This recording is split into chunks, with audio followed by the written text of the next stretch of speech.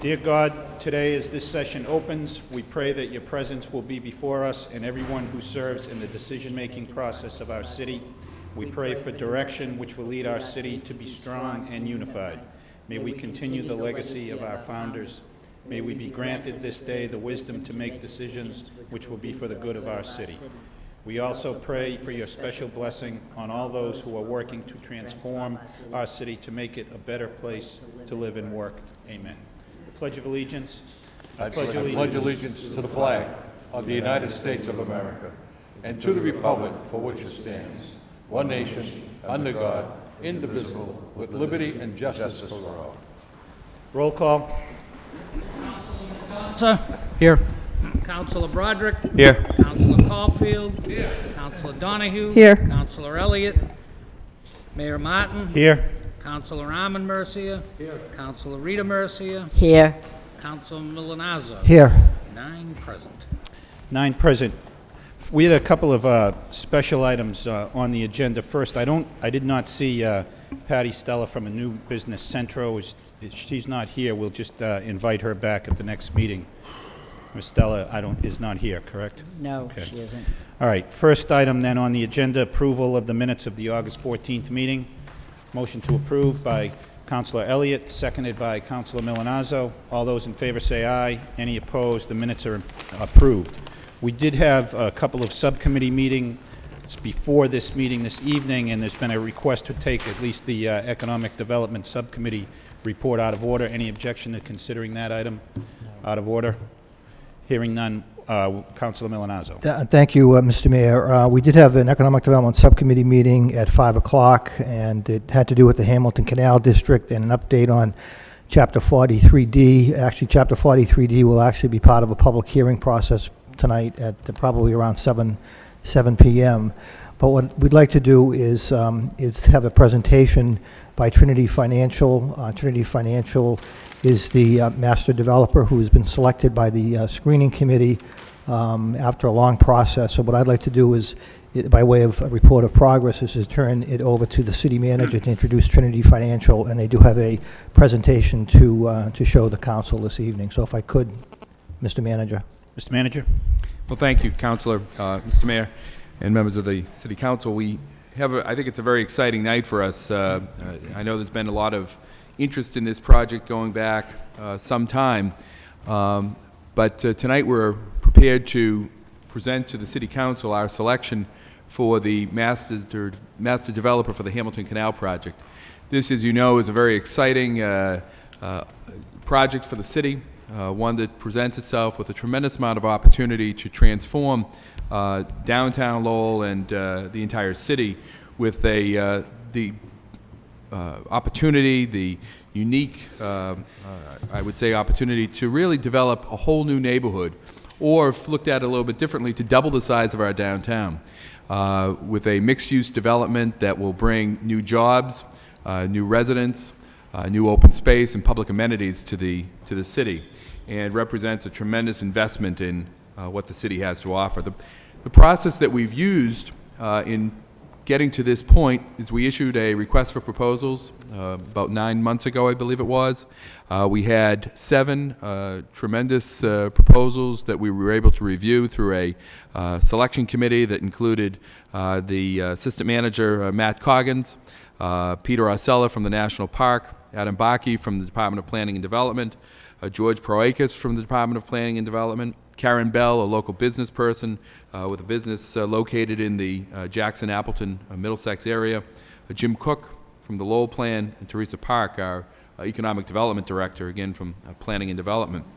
We received those 7 proposals from nationwide firms that were excited by what they saw as that opportunity to come in here and be part of a true success story in moving Lowell to the next level. And it was a very difficult decision-making process for us that was only going to get more difficult as time went on. Looking at those 7 proposals, the selection committee narrowed it down to 3 development teams that were asked to submit full proposals. A number of meetings were held with each one of those teams, those 3 teams, prior to submitting that proposal back in January, late January, early February. Additional interviews were held, site visits were held, going out to look at the types of projects that these three teams had brought forward in other communities. And then, of course, as you know, we had the opportunity, working with our state delegation and the Division of Capital Asset Management, to put the new Judicial Center in the Hamilton Canal area, changing the project from a 14-acre parcel to an 11-acre parcel. All of the development teams were asked to comment on this and give us their ideas and their sense of how that would affect their proposal. When all was said and done, it became very clear to us that, and in particular to the selection committee, that one team stood out above all others, and that was Trinity Financial, who we have here to present to you tonight. Trinity Financial, as you will see when they make their presentation on the types of projects that they've been working on throughout the Commonwealth of Massachusetts, Trinity was able to present to us the experience that we were looking for with the type of mixed-use, exciting type of developments that can transform neighborhoods and transform communities. They have experience in putting together very complex real estate projects that include major infrastructure improvements, those types of mixed-use developments of commercial, residential, retail space that we're looking for in this particular area. They have the ability to access the financing and put together the financial puzzles that are necessary in a project of this magnitude. They understand the market conditions, and most importantly, perhaps, in addition to their experience, and even here experience is crucial, they have the collaborative approach that we're looking for to make this project a reality for the city, and one that the public will truly be a partner in, along with the city government. So the process that we're going to use is going to really focus upon getting that type of public input. I'm happy here tonight to present to you, to make a presentation, and then I'll discuss the process from where we go from here. But I'd like to introduce Jim Keefe, the president of Trinity Financial, to walk you through their experience and the way they're going to approach this project. Mr. Keefe. Thank you, Mr. City Manager. Mr. Mayor, members of the council, I would like to first begin by introducing members of our team. To my immediate left is Abby Goldenfarb, who will be the project manager on the Hamilton Canal project, and to her immediate left is Hank Keating, who will oversee the design and construction and permitting aspects of the project.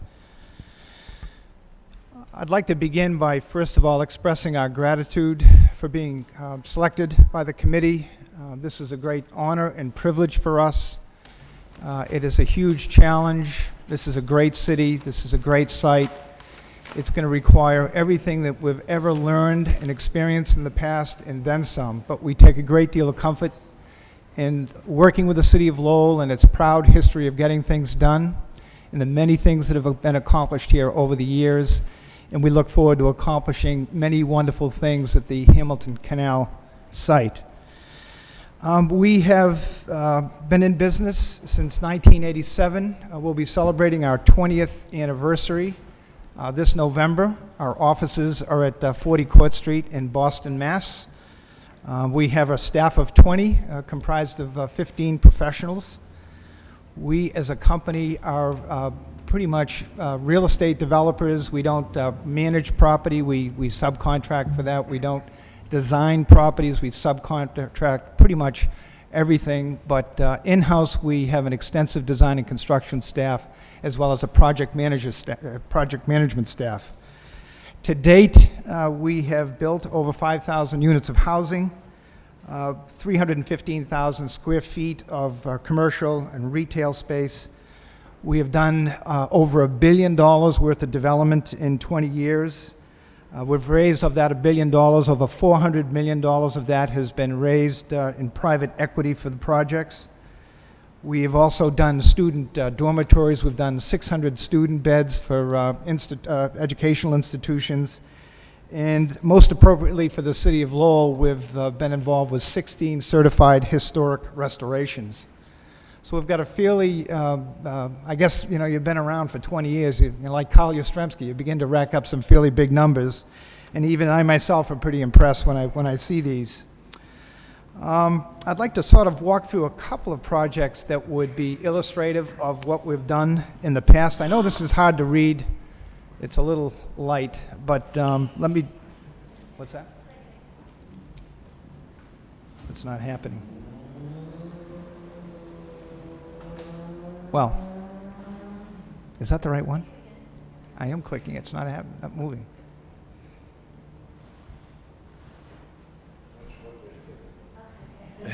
Official clicker.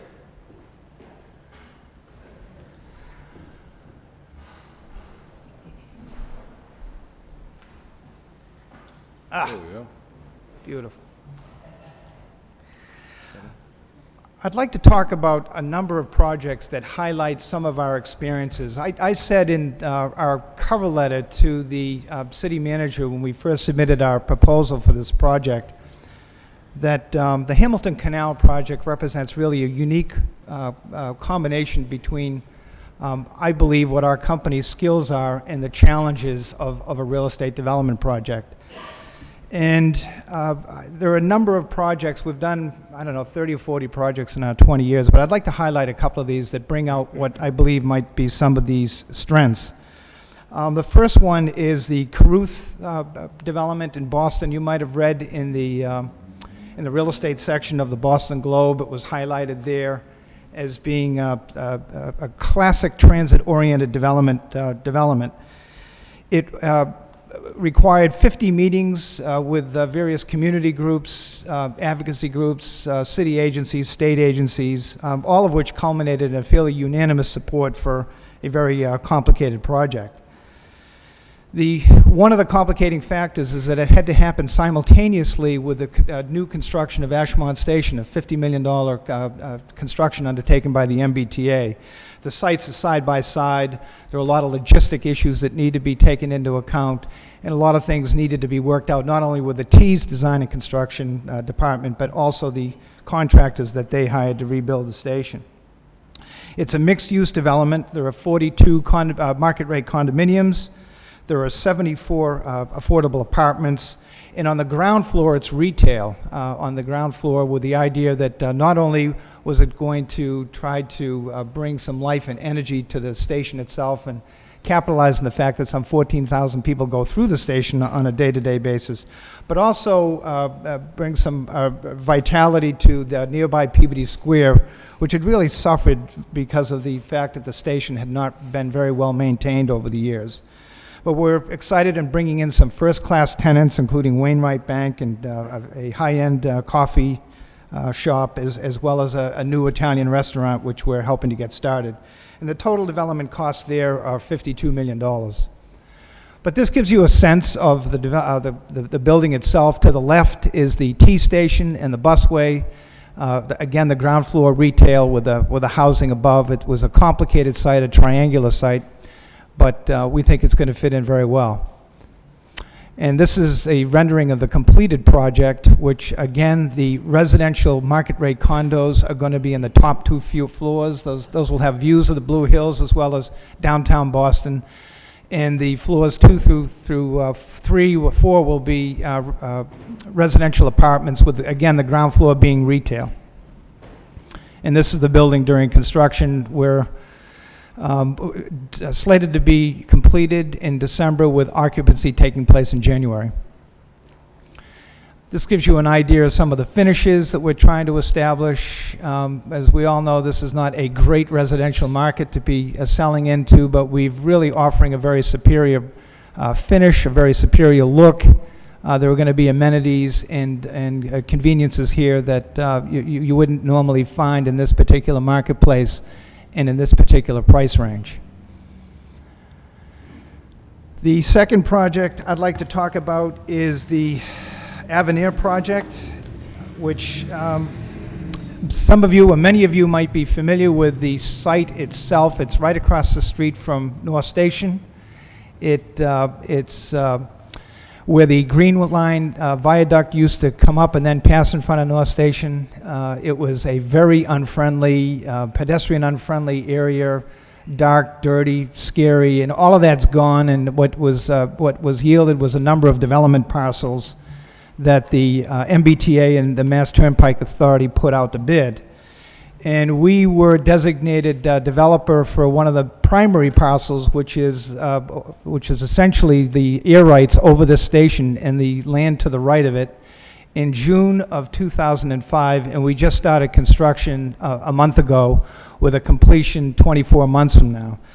But essentially, it's what makes this especially complicated, where we were building a development right next to a T station. This is actually over a T station, and we're going to be building it, obviously, while 17,000 people go in and out of this station during the course of a day, not to mention hockey games and basketball games. A very complicated process. A lot of people, it wasn't a cup of tea. There were too many moving parts, but again, this is the kind of thing that we typically get involved with. Total development costs are over $150 million. And again, as I said, we just closed on the financing for this and commenced construction on July 1st, and we're very, very excited about that. This is the view from Canal Street. Again, some of you might be familiar. This is the sort of main way from the front of North Station. You can just see the tip of the Government Center garage. All of that now is in the process of going away because we're demolishing that building and starting the new construction. And this is a finished product. What we're really proud of here is it's a beautiful building. It's going to set a very high standard for the other buildings that are to follow in this district. It fits in very contextually with what is a historic area. It needed to combine some historic elements with some modern elements, and we think it's going to be very well received in the marketplace. And this is a view of our lobby. You may notice that some of the interior finishes are the same as the Caruth project because we hired the same interior designer, and he happens to like that color green. This is a view of the lofts that we're building. One of the, Abby, if you could go back to the previous one, one before that. One of the intriguing things, and again, one of the things that we're going to be aiming for at the Hamilton Canal District is to hide the garage. That big freestanding garages are not necessarily the most attractive things to see. The garage is hidden. The 130-car garage is actually hidden within the middle part of this building, and is surrounded by a series of duplexes that face the street. So for all intents and purposes, the parking is within the building. And again, this gives you a sense of the finishes and the look, and again, we're very excited. This is going to be very well received in the marketplace. The next development I'd like to briefly touch upon, and again speaks to one of our strengths. This is the Shaw's Supermarket in Lowell Mills. This went into a building that was part of the historic Walter Baker Chocolate Factory, one of the oldest mills in the country. Very complicated process in terms of getting this to fit within the context of the needs of a modern supermarket in terms of truck access and getting cars in and out. But it's 59,000 square feet of retail. Again, an extensive community process and environmental permitting process around traffic and deliveries and the very complicated items associated with a grocery store development. Total development costs of $24 million, and that was completed in 2003. And these are just shots of building the underground garage that adjoined the building. Again, the garage needed to be sort of built contextually, so it just didn't stick out there. There wasn't enough to build a surface parking garage, so what we have actually is a two-level parking garage. Again, some shots during construction. And this is the finished product. Again, something a transformation of this particular building and a historic building. The last development I'd like to highlight is the Maverick Landing development in East Boston and Dorchester on the Boston waterfront. We were designated developer by the city in July of 2002. It was done in 5 phases for a total of 426 units, market and affordable rental and condominium.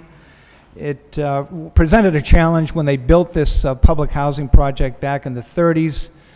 Essentially, like many public housing projects built at the time, it looked like it dropped in from outer space, and over a period of time had a major blightening impact on everything around it. It cut basically the community off from the waterfront. So we We acquired the site, we demolished all of the buildings and rebuilt the historic urban street grid, and again, completely changed the look and feel of this particular development. It's now a mixed-use, privately owned, privately managed development. It's won a number of different awards. In this particular case, over $110 million in development costs, and it involved 14 separate sources of funds. I should point out that the Avenir project and the Maverick development were designed by Icon Architects, who will be our architect on the Hamilton Canal project. And these are some of the pictures that sort of illustrate what we started with, although that's not actually a bad picture. There were actually a lot worse ones than that. This is more in keeping with what was there. Again, 3-story brick sort of bomb shelters, not very family friendly, not very pedestrian friendly, and we knocked all of those down in a series of phases. This is a view from the top of one of our mid-rise buildings, absolutely dramatic views of the downtown. To the right, you can see our photovoltaic cells that we have on top of the building. It's one of the first residential apartment buildings in the country to utilize photovoltaics as part of its energy supply. Again, it just turned out great. A beautiful building, sort of integrating with some of the sort of surrounding historic architecture with a modern look. This is the for sale component of that, and this is our Carlton Wharf. This is actually built in a former wharf that juts out into Boston Harbor. This is 30 market rate condominiums, a huge array of permitting issues that had to be taken into account. But where this picture is taken, what's notable about this is about 200 feet of what will be the first 200 feet of the East Boston Harbor Walk. It's the first part of the Harbor Walk system on the East Boston side of the harbor. We went through a whole process of determining how wide it was going to be, what the materials were going to be for the surface, the benches, the lighting, the trees, the historic markers commemorating the history of the site. Again, a number of complications that made this just a little bit different, but in the end, the views from all of those apartments, but particularly the top floor, are pretty dramatic, to say the least. The members of our development team are obviously Trinity will be the overall developer. We have engaged the services of the Keefe Company. I want to talk about that in a minute. Our architects are Icon Architects, who we've got a great relationship with, have done multiple projects with them, and I think that the committee was very impressed with some of the ideas that they came up with. They're very creative, resourceful people. Our landscape design is Brown, Rowe, and Richardson, and both Icon, principals at Icon and Brown, Rowe, and Richardson have long-standing histories working in the city of Lowell, doing a number of very interesting projects, which hopefully we'll be able to talk more about at another time. Our historic preservation is Tremont Preservation Services. They've done a number of certified historic rehabs for us. Traffic and Woodland Design Group, among other things that they've designed. They designed the traffic system to Gillette Stadium, which they're not particularly proud of, but it gets a lot of people in and out of there.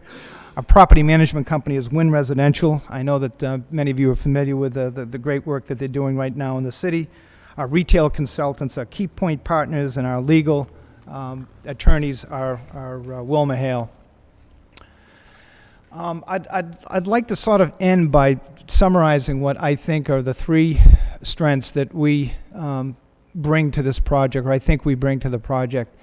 The first one is, I think if there's one common theme that runs through our 20-year history, is that we take seriously the need and the value in collaborating with the community and working with abutters, local businesses, advocacy groups, elected officials, city agency employees, state agency employees. You know, this for us is the beginning of really a listening process. And we believe strongly that if we do this process well, the rest of it is going to go very, very easily. But it's listening and hearing what people have to say and trying to respond as best we can to their vision and their ideas and what they know about these sites. And what they know can be very informative and have a long-term impact on the ultimate success of the project. So we're very proud of our long work with collaborating with communities, and we look forward to bringing that here to the city of Lowell. The second theme that I think was reflected in the projects that I talked about is we don't shy away from complex projects. I don't know what it is, but we have always been attracted by projects that have a lot of moving parts, multiple funding sources, multiple landowners, complicated disposition processes. I think we've received just about every state permit that can be ever given out. We've gone through a number of state and local processes. There's just something about the complexity of these projects that scare away a lot of people, but attract us. And I think that, and we all would agree, that the Hamilton Canal is going to be a very complex project. It's going to involve a lot of moving parts, a lot of pieces, and that, strangely enough, is something we like to do, and we've managed successfully in the past, and we're confident that we'll be able to manage it in the future. The third issue is, again, speaks to who we are, and the thing that we really that motivates our company, that gets us excited, and it's a high-energy kind of place, is the transformative nature of the projects that we're involved with. It is a real thrill, and I'm sure I don't need to elaborate on this, to be involved with something that goes from something that isn't that terrific or maybe distressed or abandoned or whatever, and transform it into something beautiful that will not only be beautiful the day you cut the ribbon, but will be beautiful 20, 30 years from now. It will not only be done in and of itself. It's not just about what we're doing, but the effect it has on everything around it. That's what motivates us, that's what energizes us, and it's that kind of motivation and energy that we're going to bring to the Hamilton Canal District. I'd like to conclude by saying that this is both a professional thrill for me personally, but and professionally. For professional reasons, there's a lot going on here that speaks to our challenges. But from a personal standpoint, my older brother Frank started his career here, I don't know, 25, 30 years ago, a long time ago. And as his younger brother, I remember as a college student, him bringing me up here in the early 70s and telling me about this great city and talking it up and saying, this could happen. And people are talking about this, and people are working on this, and people are thinking about this, and it could really happen. And back then, being an English major and not, terribly one to listen to everything my brother told me, I was somewhat skeptical. But his enthusiasm, the people that he worked with, the great people that he worked with in the city, made it happen. And the fact that his younger brother, that I actually have a chance to come here and make a contribution to this city is a huge thrill. And again, on behalf of everybody at Trinity, we can't thank you enough for giving us this vote of confidence. And I'll tell you, we never quit. We're going to see this through, and perseverance is our strong point. And again, thank you very much.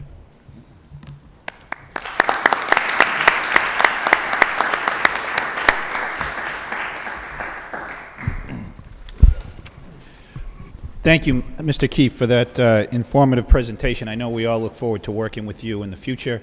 If there are any questions or comments from other members of the council. Council Milanazzo? It's my understanding, Mr. Mayor, through you to the city manager, that what we'll be doing now is working with outside counsel to negotiate an agreement with Trinity Financial.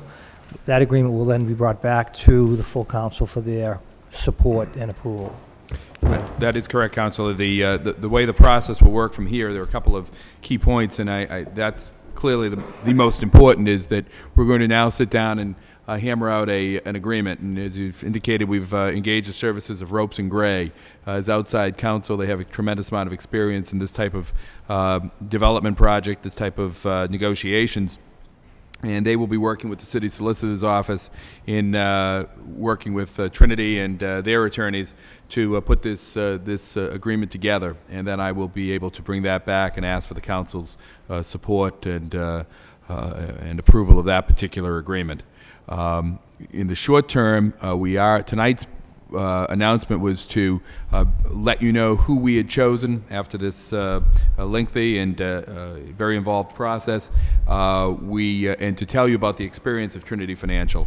Next week, on September 6th, we're planning a public event at the site to allow us to speak at greater length about their experience, but also about the vision and the process that will be used from here, the public involvement process.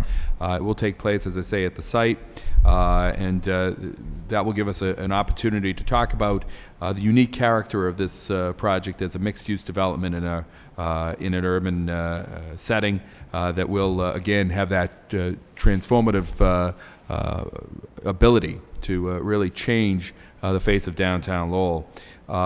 Then I know the Trinity is planning on getting out and meeting with people while the negotiations are taking place. They'll be sitting down and talking to the stakeholders and involved parties here in the city over the next 4 to 8 weeks. And then we're hoping to kick off the charrette process, which, as you know, is our public involvement part of this. We're hoping to do that in late October, to have an opportunity to have people come in from throughout the city to talk about what they see as the future of the Hamilton Canal District. And then we'll be ready to go and get the public further involved and hopefully start to see some construction out there in the very near future. This will be a multi-year project and involve a substantial investment of public and private dollars. When I speak of the public, obviously I'm speaking of the state and federal government that we'll be looking to help us with this project. It does tie in with many of the goals of what we see now is the type of developments that should be occurring in terms of close proximity to public transportation, the transit-oriented development, the mixed-use type of approach that we see as being crucial to providing a really around-the-clock level of activity at that site. And again, it's type of smart growth that we see as being crucial, and we know that the Commonwealth of Massachusetts supports this. But we will be doing that. We hope to be back with that proposed agreement sometime in the October timeframe. Thank you. If I could, Yes. thank you. If I could, as chairman of the Economic Development Subcommittee, I'd like to, on behalf of Councilor Armin Mercier and Councilor Eileen Donahue, thank the screening committee for their hard work over the last 9 months going through that whole process. And I think that it looks as if we have a very good master developer chosen, and I look forward to reviewing the agreement. Thank you. Thank you. Councilor Caulfield? Thank you very much, Mr. Mayor. We're looking to, let me go by, a neighborhood that's been neglected for 70 or 80 years, looked down on, and no one showed an interest. And I'm happy and proud to say I voted for the jam plan. And Mr. Manager, I looked at those finalists, and you had a tough choice. But I'm very happy. You picked a firm from Boston. People in Massachusetts and Boston can do great work. And Mr. Keefe, we're going to open up our arms to you and transform that neighborhood into something that you just shown us here that you did in Boston. And just one other point. No matter where the courthouse is built, it's going to be built on taxable property. So whether it's built in the jam plan or wherever it's built, it's a $100 million project. We should be glad and happy the state is going to build it. And it will, no matter where it's built, it will be built on non-taxable property. So, Mr. Manager, a great choice, and we're looking forward to working with you. Councilor Rita Mercia? Thank you, Mr. Mayor. I think that we've looked at this neighborhood for quite some time and saw that it was neglected through the years. And having said that, we're moving forward, we're progressing. This is economic development. However, in the back of my mind, and I don't want to put a damper on it, but I still in the back of my mind, I'm thinking that we had a 15-acre parcel. We're down to 11 as we're viewing it. And I know that there's mixed use. I know that a portion of that will be slated for a judicial center, which I desperately know we need. I did support a garage, and rightfully so, because I think it's the link in that area that we need to establish, growth. However, I want to get the biggest bang for our buck. The city of Lowell does not have, we have not a massive amount of land that we can, market and, produce growth. So I want to be on top of this and say, for example, this is my thought. have we established a final figure as to what the city paid out in terms of eminent domain, mitigation, all the monies to date that we spent on that site, compared to, did we do a cost benefit analysis to see what the overall picture is as to what revenues we will take in to justify what we spent, what we will take back? This is where I'm going with this. Not to say that, oh, gee, it's all doom and gloom. It isn't. But I want to know that I have before me a good plan that we can embrace. I mean, it's nice to say you're here, and I'm very impressed with what I saw, but I want to be more impressed 5 years from now to look back and say, gee, I supported this, and we're getting a good bang for our buck. Do you know where I'm Yes, going with I do. this? I do. Okay, so that's my comment for this evening. Thank you. Mr. Manager? Counselor, if I could respond to that. Obviously, with the exact parameters of what is developed there still remains to be seen, because we do want to go through that public participation process to exactly what people see as being the future of that site. But I can tell you that certainly that's just due diligence that needs to be done, and that we did do in reviewing these proposals. The 3 proposals that we did receive, we went through. We did our analysis of what the costs were going to be that we incurred in assembling that land, but then also what the payment would be to the city for the property, Right. as well as what the tax impact would be in terms of tax revenues collected. I mean, that's just good public policy to do that, and that is what we did in Right. going through that process. Okay, so good. I applaud you for asking the questions, because I think it's an important question, but I can assure you that that was paramount in our mind, that any development that took place there returned the investment to the city, and many times over. Okay, good. Anything further? Okay, I don't think any action is required from the council this evening. Mr. Keefe, thank you for coming. Congratulations, and we'll look forward to seeing you back here again. Thank you.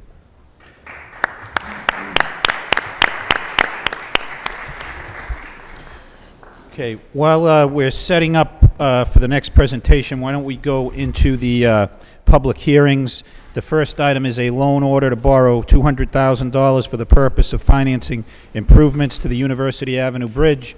We'll open the public hearing for those wishing to speak in favor. Anybody wishing to speak in favor? Anyone wishing to speak in favor? Hearing none, that portion of the public hearing is closed. Anybody wishing to speak in opposition? Anybody wishing to speak in opposition? In opposition? Hearing none, that portion of the public hearing is closed. What's the wish of the council? Motion to approve by Councilor Armand Mercier, second by Councilor Broderick. Councilor Rita Mercier. Thank you, Mr. Mayor. Through you to the city manager, these are my concerns. I am in no way opposed to spending $200,000 to repair this bridge so as to put people at ease when they're crossing it, nor do I feel that we should skimp on any money when it comes to public safety. But please help me understand this, Mr. Manager. In 2003, due to deterioration, we closed the bridge and we funneled $750,000 in repairs to make the bridge safe. I don't think you were here then, but we did. And we opened the bridge in 2004, a year later, saying that it should hold for another 5 years. Well, it's been only 3 years. So my question is, didn't we get a guarantee in 2003 that the money we spent would get us to 5 years? Or is the bridge deteriorating so fast that we'll need more money to repair the bridge again sooner, every few years until we get to 2010? So that's what I'm asking. In other words, did we get what we paid for when we paid $750,000 in 2003? This is all I'm getting at. Another $200,000 here, which probably they'll tell us will last another 3 years, and it'll probably be a year and a half, and you'll be coming back again. And I know it's hard to determine. We're not psychics that we can know that, but I'm kind of a little let down by spending $750,000, knowing that we've not even got 5 years out of it. Well, Counselor, I can't speak to what happened in 2003. I assume that all the work that was supposed to have been fixed at that time was fixed, and this isn't work that was done at that time. They'll guarantee work that was done at that time, and that's not the problem. The problem is other areas in which deterioration has taken place, and I don't think anyone needs to look far to see the results of the fact that the infrastructure of the entire nation is deteriorating, and it needs to have an infusion of capital to repair and replace it. And in the inspections that have taken place recently by the state, particularly in light of the bridge collapse out in Minneapolis, they've identified that further deterioration has taken place. Again, not in the area that was repaired in 2003. And again, I can't speak to the fact that perhaps there were areas of deterioration at that time that were not taken care of. I don't know if that was the case or not. But I do know that I've seen the work that, I've seen the areas that have deteriorated that need to be repaired. And it is our expectation that this will be what needs to take place to keep that bridge going for another 3 to 4 years until it can be replaced by the state. And I think certainly we can't say enough about the work of our delegation in having that project, the new University Ave Bridge, moved up to 2010 rather than where it had been on the Transportation Improvement Program. I'm also hopeful that, we're getting this authorization, but we are continuing to look at other ways in which we may be able to finance this outside of going through a borrowing. But we do need this authorization to be able to move forward with the work that needs to take place as quickly as possible so that that bridge can remain safe for all of the people. And particularly safe to be able to transport or bring our fire equipment across it so that we can provide fire coverage and public safety coverage to the entire community. Thank you. Councilor Milonazo? Thank you, Mr. Mayor. Mr. Manager, is the work supposed to take 30 days, 60 days, 90 days? Do we have an estimate as to how long the work will actually take? Perhaps I'll ask the city engineer to provide some information along those lines. Thank you. I believe it's going to be in the range of 30 to 60 days. I'm going to find out for sure. Getting to Councilor Mercia's question, I wasn't here when it was done a few years back either, but I did talk to the engineers who've done some of the inspections this week, this month, are the same ones who did it before. So I talked to them about how they had done their analysis before. What they did was they did find members that needed to be repaired, and they grouped them by severity. And the ones that were done the last time were the ones that, by doing those repairs, it should have expanded the life another 5 years. There were other ones that needed to be fixed that didn't get fixed with that $750,000. That's some of the ones that are being done now.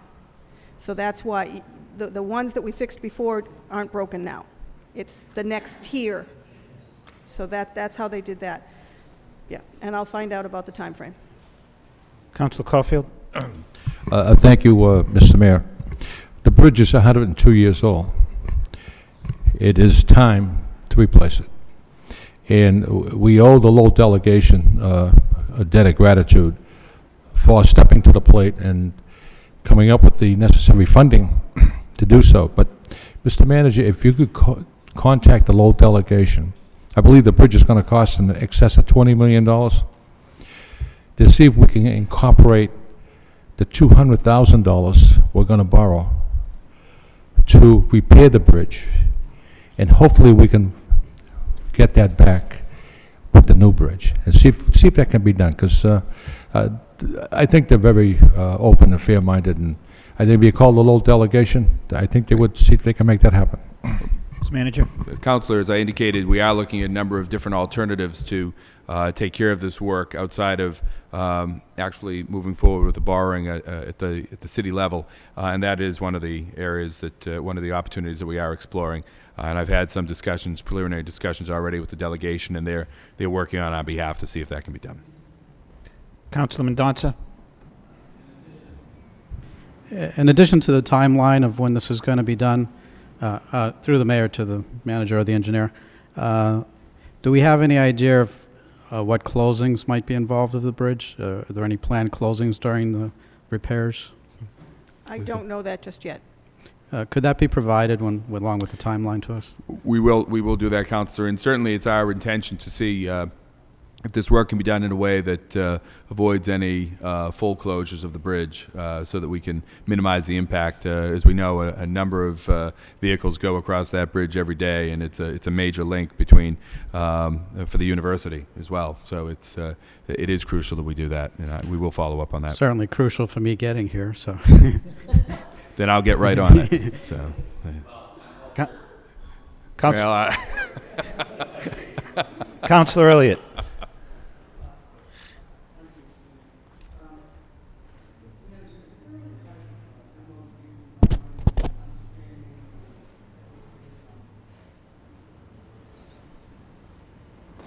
There we go. MOU, understanding that we can execute with Mass Highway or the Department of Transportation to sort of lock us into some type of agreement, or we have, something other than a verbal commitment from Mass Highway that says, yes, it's going to start in 2010. I don't doubt at all the ability of our delegation by any stretch. In fact, it's admirable that they have got it back on the right track, but just don't want to see this happen again, that it slips, I don't know, a new administration or something else changes, and lo and behold, you learn through, or somebody learns that, guess what, it's been slipped because there's another major problem somewhere else. Or we're just looking for a little bit more of, something more concrete to say, yep, it's going to start, and here's a document that says so. 3 years goes by, and I don't want to get behind the 8 ball again. I think it will be moving up on the TIP, the Transportation Improvement Plan, and we'll see that in actual black and white. But we can follow up to see if there's something a little more formal. But Okay, it's rare that you get something like that from Mass Highway. True. Thank you. Any further discussion? Roll call. Councilor Mendonça. Yes. Councilor Broderick. Yes. Councilor Caulfield. Yes. Councilor Donahue. Yes. Councilor Elliott. Yes. Mayor Martin. Yes. Councilor Arman Mercia. Yes. Councilor Rita Mercia. Yes. Councilor Milonazo. Yes. 9 yeas. 9 yeas, the loan order is approved.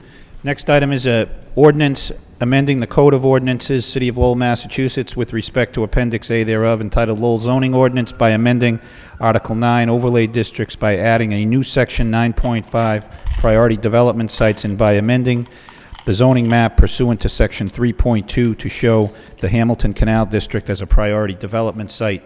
We'll open the public hearing on this item to those wishing to speak in favor. Anybody wishing to speak in favor? Mr. Mayor, members of the City Council, Mr. Manager, ladies and gentlemen, my name is Mark Oldman, 58 Oakland Street, Lowell, Mass. Wish to be recorded in favor of this.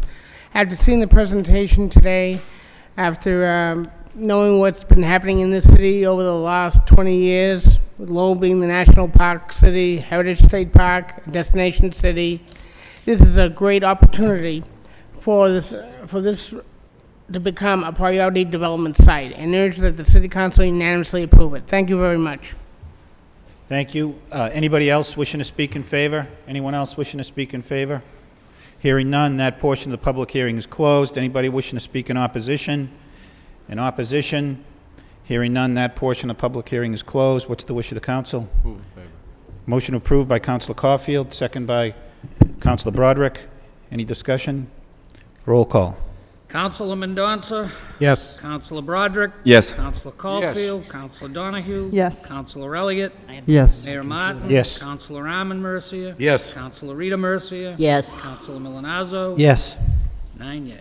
9 yeas, the ordinance is approved. We had one other public hearing for a poll location on Arch Street and Marlborough Street, petitioned by National Grid. I don't see anybody here from National Grid. We'll open the public hearing for those wishing to speak in favor, if anybody's here. Motion to recess for until recess. September 11th by Councilor Rita Mercia, second by Councilor Milonazo. All those in favor of that motion say aye. Any opposed? The motion is approved. That hearing will be held in recess until September 11. Is there anybody here who is here to speak against that? We should hear from them if there are. Okay.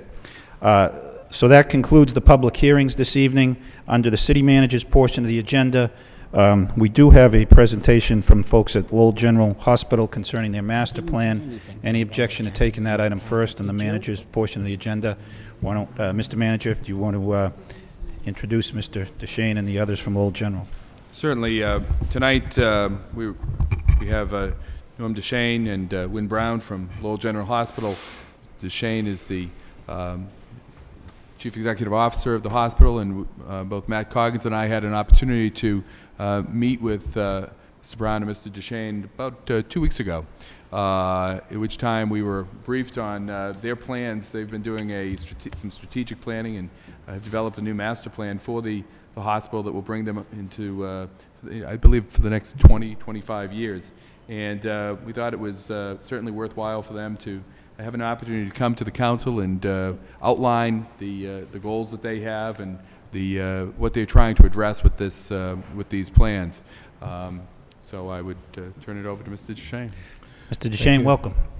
Thank you, Mr. Mayor, Mr. Manager, members of the City Council. Thank you for an opportunity to address you tonight and bring some what I consider exciting news for Lowell General Hospital, and I believe exciting news for the city of Lowell.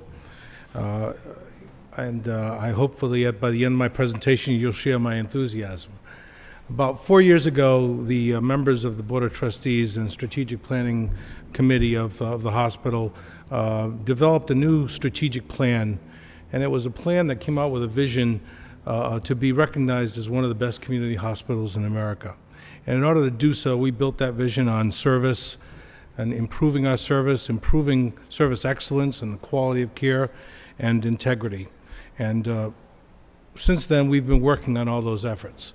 We certainly have worked on improving the quality of care that's practiced at the hospital, the type of customer service that we provide, the strengthening our finances, hiring some of the best people, and working on growing our services as well, so that more patients who now leave or have been leaving the city for their health care can have those services here in the city of Lowell. And we've started to see some very positive trends. Our patient satisfaction scores now place us in the 90th percentile nationwide. That's in the top 10% of all hospitals nationwide. And recently we were named one of the top 100 hospitals in America for performance improvement. And in so doing, we ended up being the only community hospital in all of New England.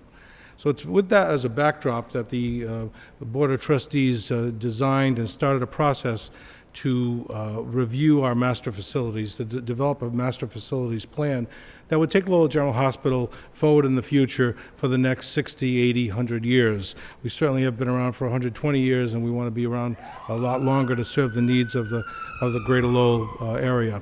So going forward, I want to just share some of what's been going on in terms of the growth here at the hospital. We've seen our inpatient admissions grow in the last 6 years from 9,400 to 10,600. Inpatient surgeries have also grown 33%. Emergency room visits have grown 5%. We're now seeing 47,000 emergency room visits. And our outpatient visits are now at 223,000. And this year we're going to top out over 225.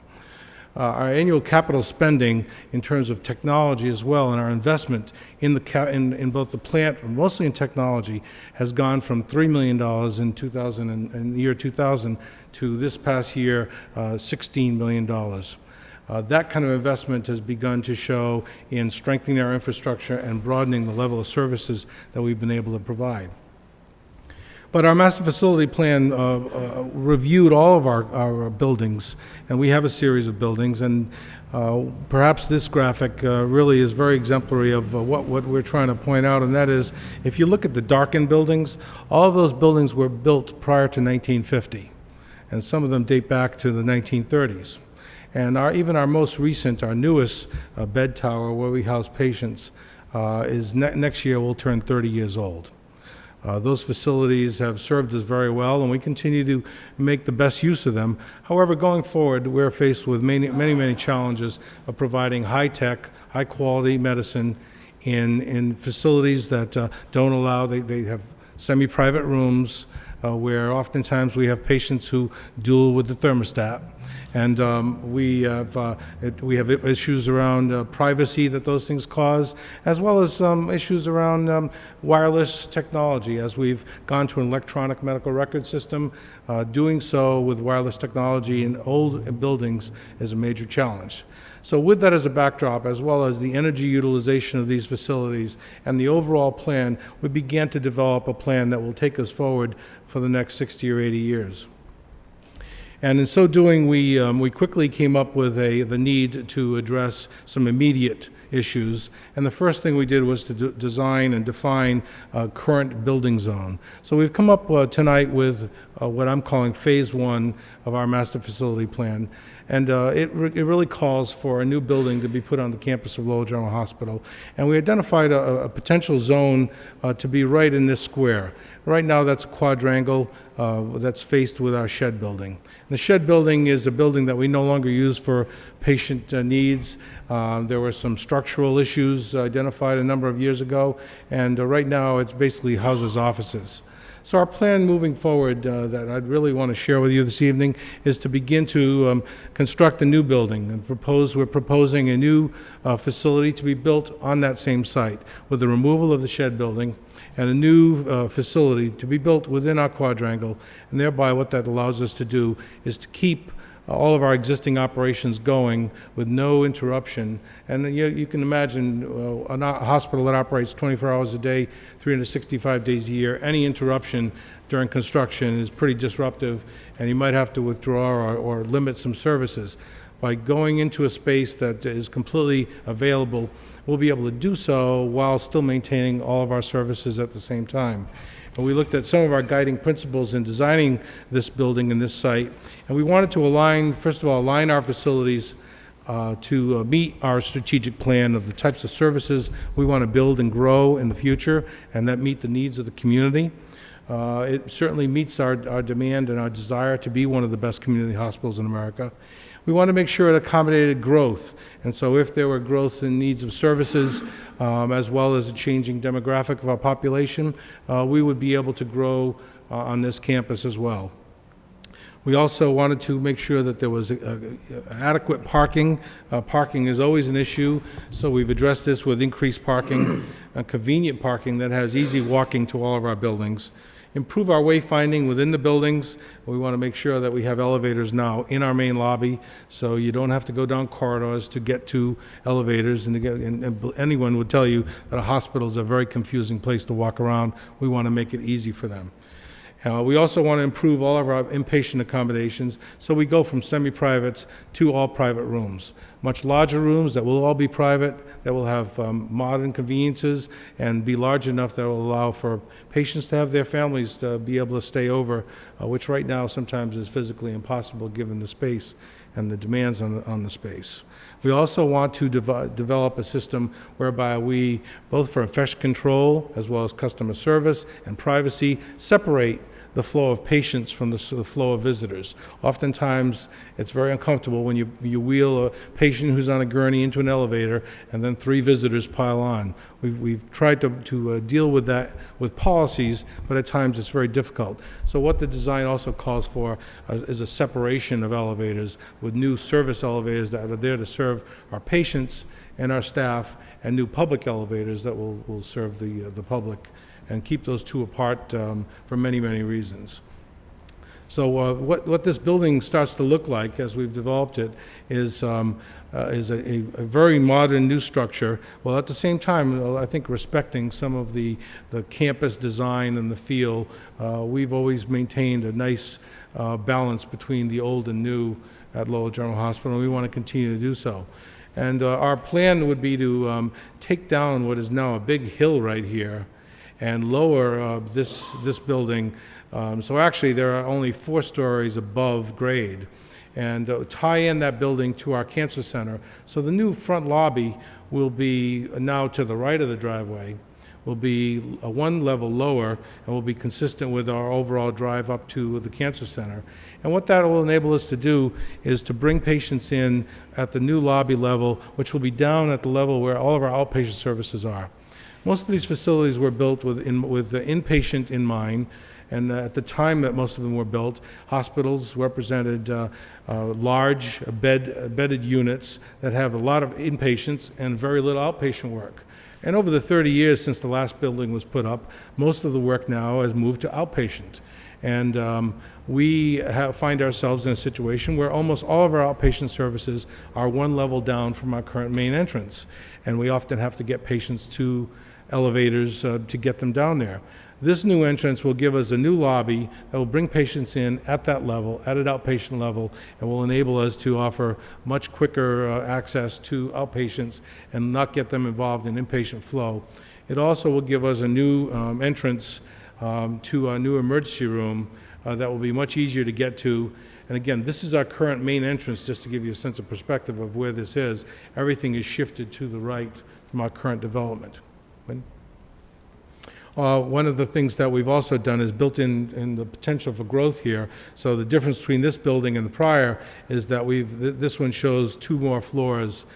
So somewhere between now and the time we break ground, we will begin to define the size and the scope of this building, whether we build the 4 floors or the 6 floors, and what the demand will be, and frankly, what the costs will be. The costs are fairly staggering for construction costs of a hospital. Our current projected costs are $650 a square foot.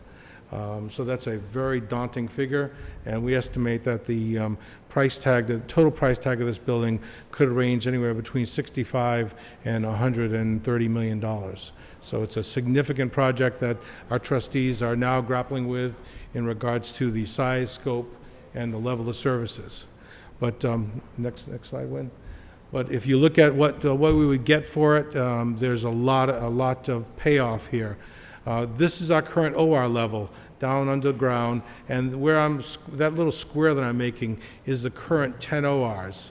Because of technology needs and the amount of equipment that's brought into an OR, a modern OR, our rooms are significantly undersized for current technology, and we're going to robotic arms and those types of things. And in order to do so, we need larger ORs. So this is the same space that 10 ORs, those current 10 ORs that are here, will occupy in the new surgical level down underground. And we'll be able to go back and retrofit this space as well to move our ambulatory surgery and some of our other services into that level.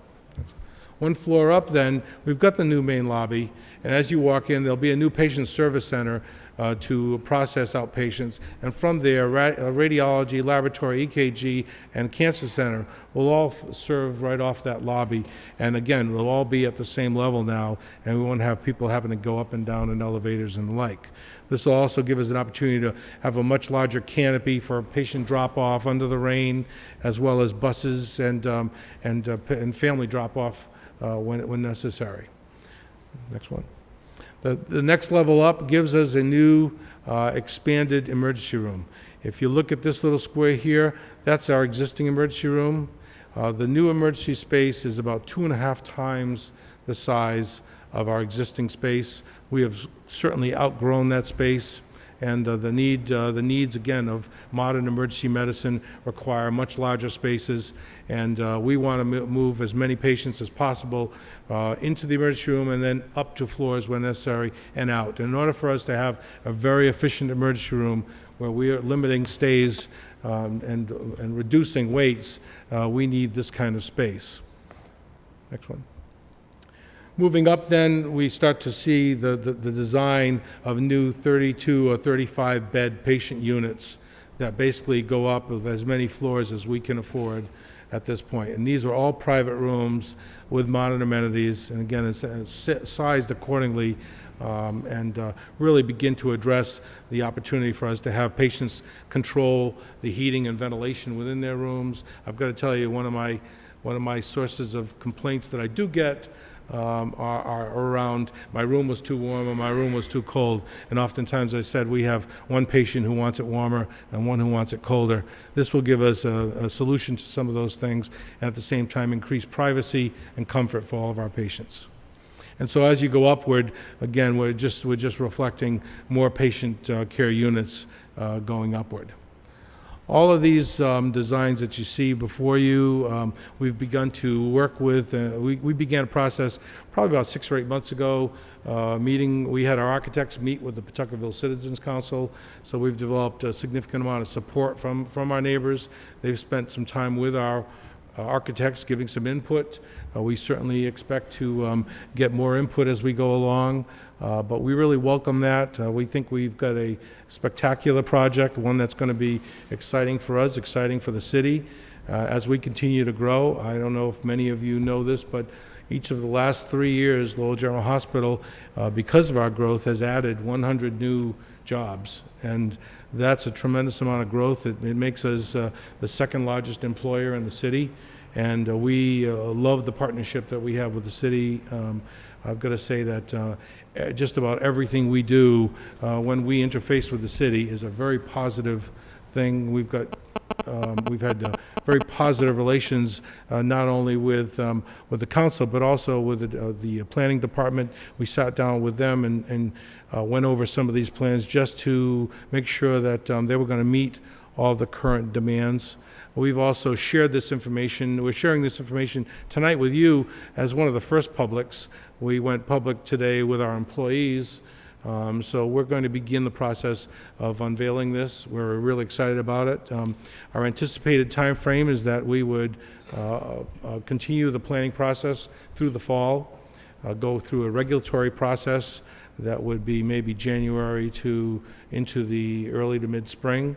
And we hope to be able to break ground on the building sometime next spring and anticipate about a 2-year construction project that would complete it sometime in early to mid 2010. We're very, very happy to share details, but in essence, we'll end up with a new bed tower, all private rooms, a new emergency department with new ambulance entrance, a new main lobby, a new patient service center, improved outpatient department access, a separation of our visitors from our patient flow, and future expansion on this site for surgical service and expanded surface and garage parking. We also, in an effort to, in working with our neighbors, have done a lot to try and decompress our campus. And we have moved a significant amount of outpatient volume, which is heavy traffic loads, to our secondary site, which we've been developing a site at Drum Hill, and that enables us to have that level of growth without bringing them all to our main campus. And our main campus becomes a focus for inpatients, while we can shunt some of our outpatient work to other facilities and reduce the traffic flow in the community, and we're very sensitive to that as well. So we're very pleased to share that with you tonight. We look forward to 6 months of exciting planning and coming before the city with more plans and more details, and we look forward to inviting you all to a groundbreaking next spring as well. Thank you. Thank you very much, Mr. DeShane. Councilor Rita Mercia. Thank you, Mr. Mayor. Norm, I share your excitement. I'm just as excited as you, and I look forward to seeing the groundbreaking. I know firsthand the dedicated work of the staff there, the employees, especially in the emergency room. There constantly, it seems. I'm beginning to know everybody on a first-name basis, it seems. So I'm glad that you're making that into the next century. This is a great thing. I just wish that we did have the money so that we could make 6 stories, because I know the need there. And you are a good neighbor. My first question would have been, have you talked about this with the PCC? You already said that you have. I'm delighted that you're a good neighbor. Wynn attends all of their meetings, and we've been on the agenda several times already. I like to see that medical advances. They do cardiac catheterizations there, and it's good. I would like to see someday that they do open heart surgery so that we don't have to travel to Boston to do that. I'm thrilled to see this advancement, and I look forward to the groundbreaking. And you're a wonderful neighbor. If we can help you in any way, that's great. It's very important, the health. You can have all the money, the riches, positions, but if you don't have your health, you have nothing. And that's very important. And you're making a place for people to go when they have that need. So thank you very much for sharing that with us. Councilor Milanazzo. Thank you, Mr. Mayor.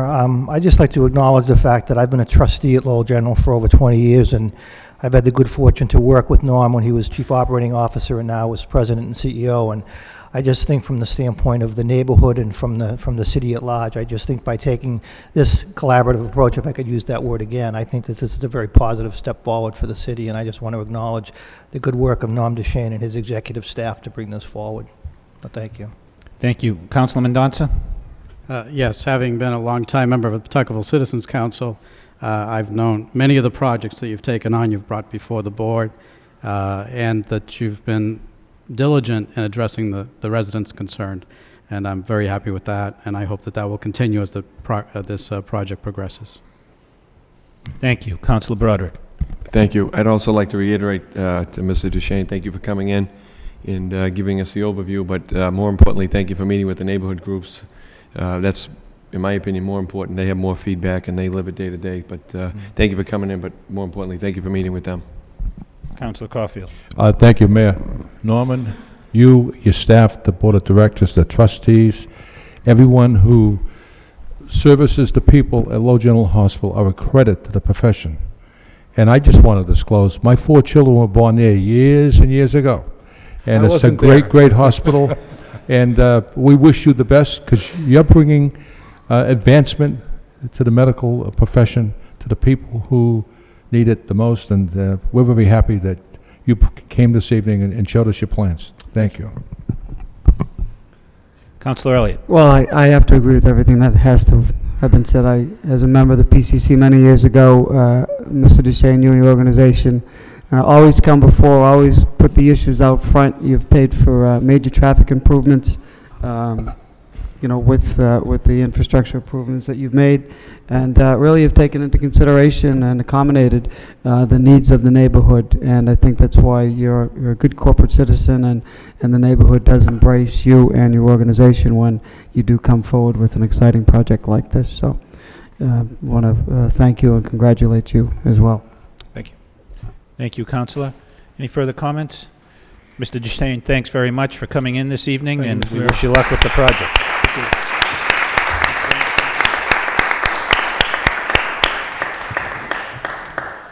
Okay, next on the agenda, I think, communications from the city manager, responses to various council motions and requests. Mr. Mayor? Councilor Caulfield. This isn't pertaining to a motion, but it's a communication from the manager.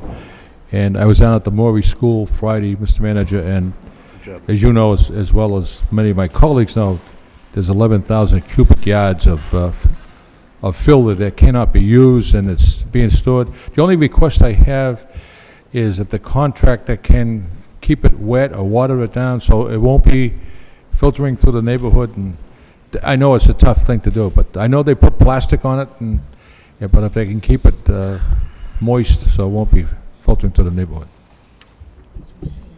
Mr. Manager.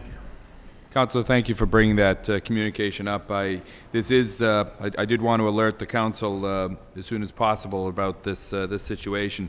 You run across this type of situation, these types of materials whenever you're doing work in an area like we're in here in the city, that it's generally referred to as urban fill, lots or sites that have had debris dumped in that isn't suitable for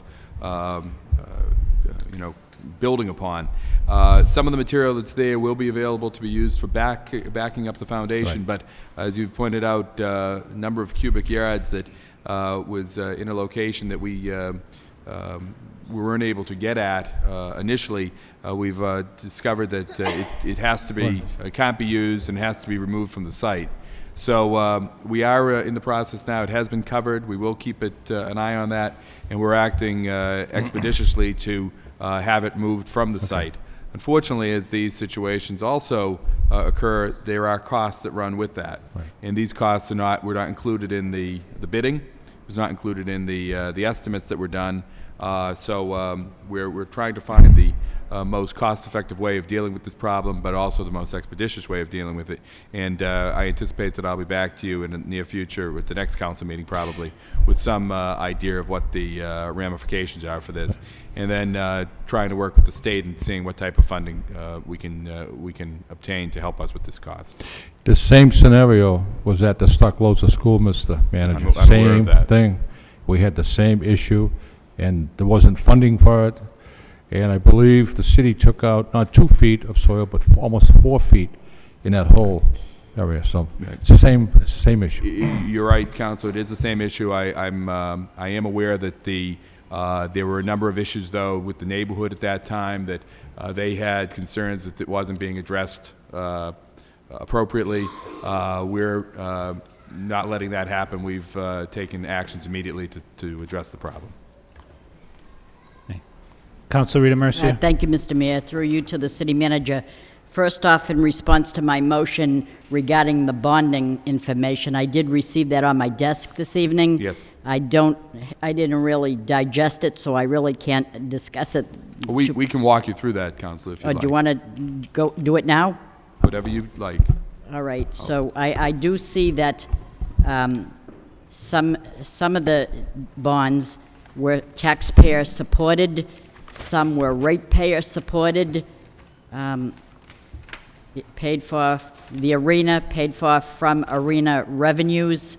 That one, of course, will be, we don't need all of that $1 million. That will be reduced only to $50,000, and that will be, the remaining amount will be rescinded at an upcoming There city was council no meeting. loan order for the parking garage, right? No, but there Parking. were repayments that had to take place. Debt service Supported that by took place. parking meters. That's correct. The general fund, 100% taxpayer-supported, a loan order for acquisition of the church property. What church are we talking about? The Mission Church? Oh, the Lowell For the bridge? Mission Church, yes. School debt, 90% reimbursed by the state, taxpayer-supported. So we're totaling 49 million, and we have two more bonds to go to, but we repaid 22 million, so tell me what we have left. Is the 49 after the 22 million has been depleted, or, Mr. Moses? We haven't borrowed the 49 million yet. We've authorized $49 million. Right, I understand. Of that, we may have borrowed $1 or $2 million. So of that 49 million, a good portion will be borrowed in the upcoming 1 or 2 years, particularly for the Morey School. But remember, only 10% of that is supported by the local receipts, or taxes. So you're only talking about $2 million worth. The wastewater and the water treatment authorizations are multi-year programs. They're not going to spend this money in any one year. It's probably in the range of a 2 to 7 year build out on some of this infrastructure improvements. So even though we approved $49 million of bonds, we're retiring these bonds just as fast as we're borrowing the money. So we're still in balance. I just want to know how far we have to go with bonding before the ratepayers are not paying for the bonds and the debt becomes the taxpayers. So That doesn't far- occur. That it doesn't occur. at any point. it doesn't occur at any point. No, you know, I think we've talked about the fact that the wastewater currently has a $9 million balance. That will go towards, and the rates that we receive, the payments that we receive from the ratepayers over the course of a year and so on, pay for the debt service. It acts as an enterprise and it pays for itself. For the water, you recall that, I'm sure you recall that when Dan Lahiff was in, we talked about the improvements that needed to take place there with that $19 million that will be done over the next 2 to 7 years, but the need to increase the rate on the water fees this year in order to pay for that debt service, so that the people are, they'll be paying to secure for themselves safe drinking water and really public safety. So that will pay for itself as well. I thought we were paying an awful lot on the CSO that the federal government mandated that we spend. That's in wastewater, yes. Right, and we're still paying off that, and then they might come back in a year or two and say, you have to go somewhere else and go to another culvert and spend more money, and we don't know what they're going to say. One thing to understand is there is a prior loan order for $50 million to do the CSO work. We've only borrowed $2.5 million on that. So that work is in the future. And we will continue to draw as we take pieces of that project. So as some of the debt is retired, we'll be taking on new debt. Well, sometimes I make a motion so that everyone can understand where we are at this point. And it's just like to be on the same page as to know that maybe we're here maybe once a month or twice a month saying yes to a bond that's coming before us. I want to justify why I'm doing that.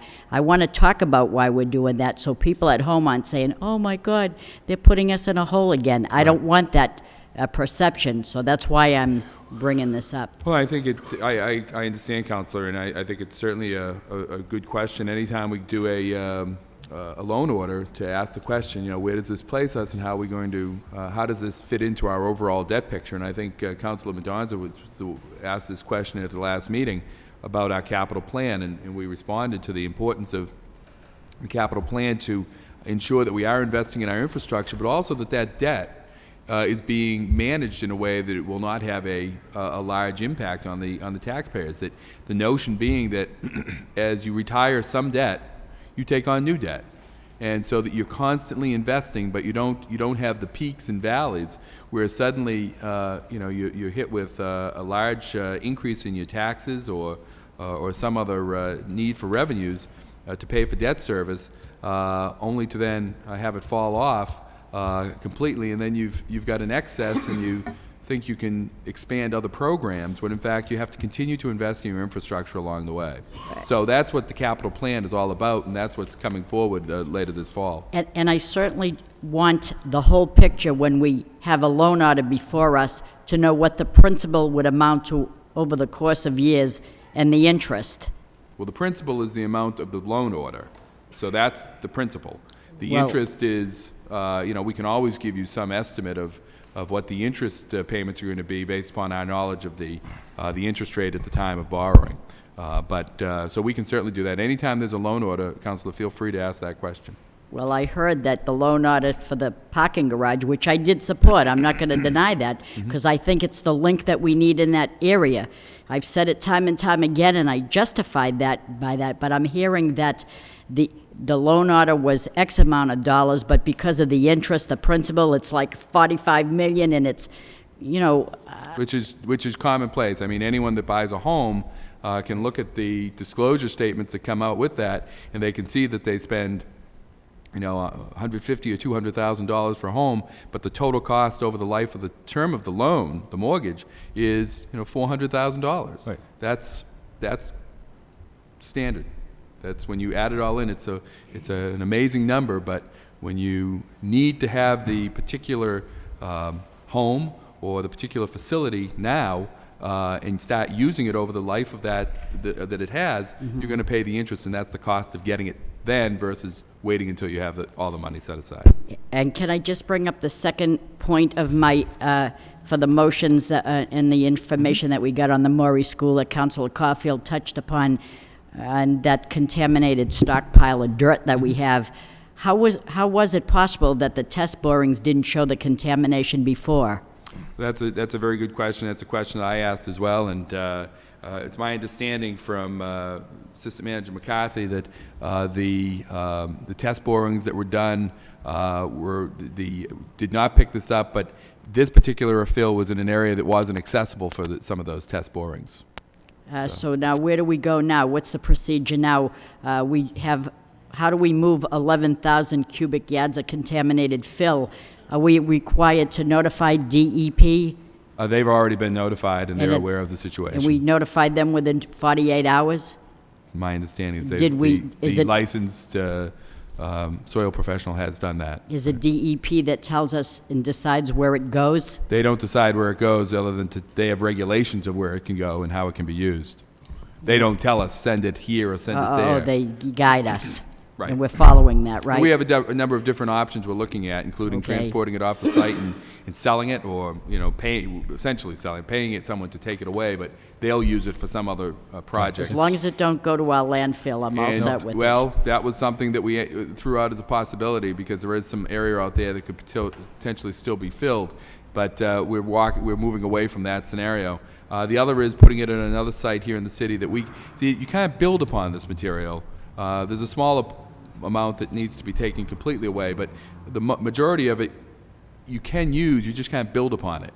But you can use it for backfilling and projects like that. But the easiest thing for us to do right now is to look to just have it moved out of the city completely. Sure. Thank you. That's it. Thank you. Councilor Milonazo? Thank you, Mr. Mayor. I'm glad Councilor Rita Mercia brought up the financing of the jam garage. We do have a response to a verbal request by Councilor Caulfield in tonight's packet. So I don't know, Mr. Manager, if it's okay with Councilor Caulfield, if you could just explain that memo that we did receive regarding the $28.25 million, including the construction contract of 21.6, and how the revenue from the retail space will assist in retiring that debt, as well as the parking receipts without increasing taxes or increasing parking rates, as I understand it. So if you could just touch upon that, with all due respect to Councilor Caulfield, because it was his request.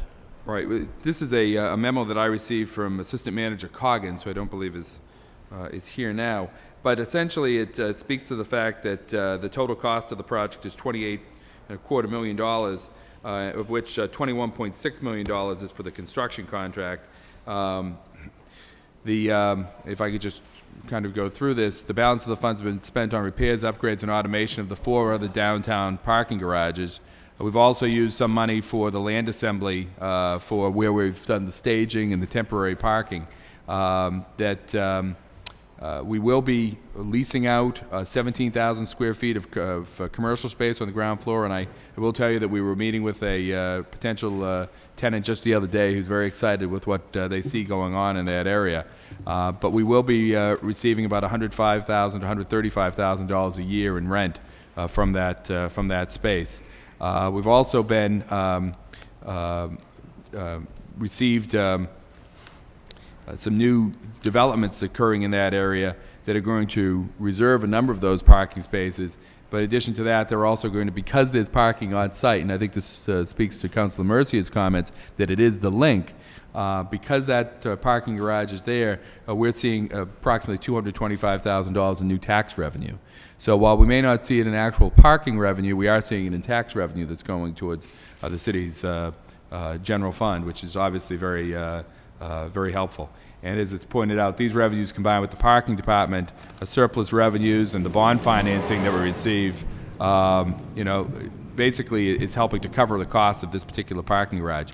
We are reviewing that on a regular basis and looking at it. It's Councilor Elliott asked some time ago to have us continue to look at the parking operation as an enterprise, and that is our goal, that we achieve that in the long run. Okay. Thank you. Thank you, Councilor. Other questions or comments on responses to the manager motions? Councilor Elliott?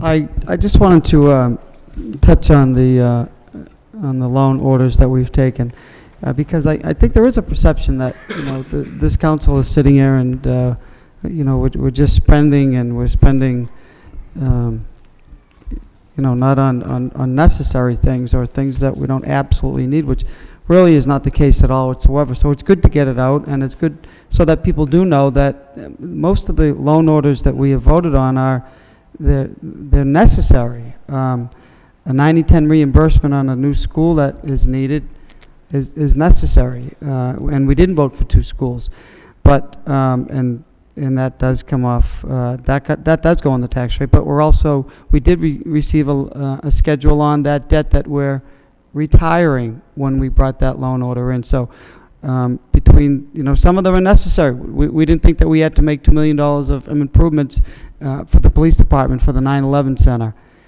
That is a no-brainer. And I guess my point is most of these are no-brainers. The bridge, we didn't think we were going to have a problem with the bridge. We all thought, and I think we're all disappointed, we used $750 of diverted Chapter 90 funds. We got a problem with the bridge. Other items they are big ticket items, but the sewer, we have no choice. We're under a consent decree. Got to separate the sewer because we can't let it contaminate the river anymore. That's not coming off the tax rate. The water is supported by itself by its receipts. The arena, never thought we'd have to spend that money in arena. I guess there is good news because we're only using $50,000 versus the $1 million that we had put aside. So I think there is a perception that we're spending an awful lot of money, but it's not coming off the tax rate.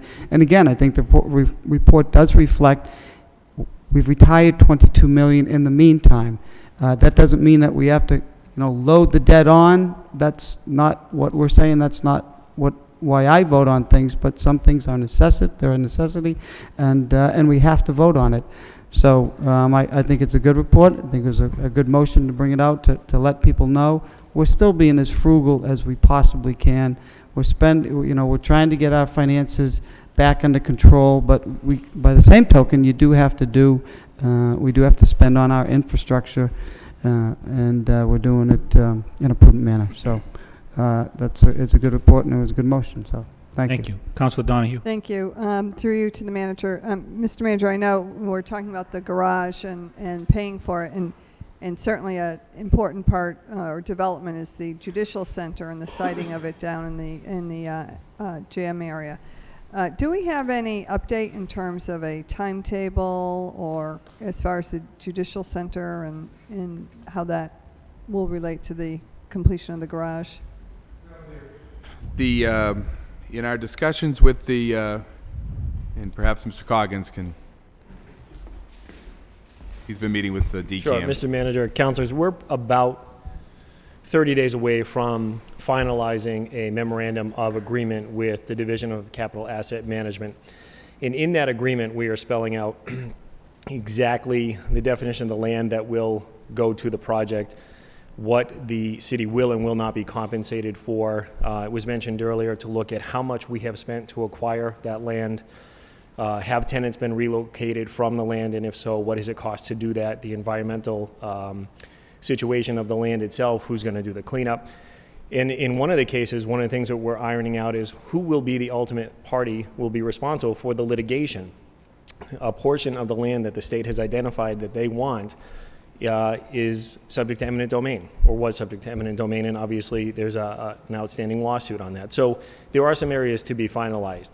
Again, we expect to have that done. We're very close on almost every point right now, so in the next, say 30, maybe 45 days at the onset. One of the things that is in that memorandum of understanding is a target date for the opening of the Judicial Center, and we are looking at the end of 2010 or the beginning of 2011.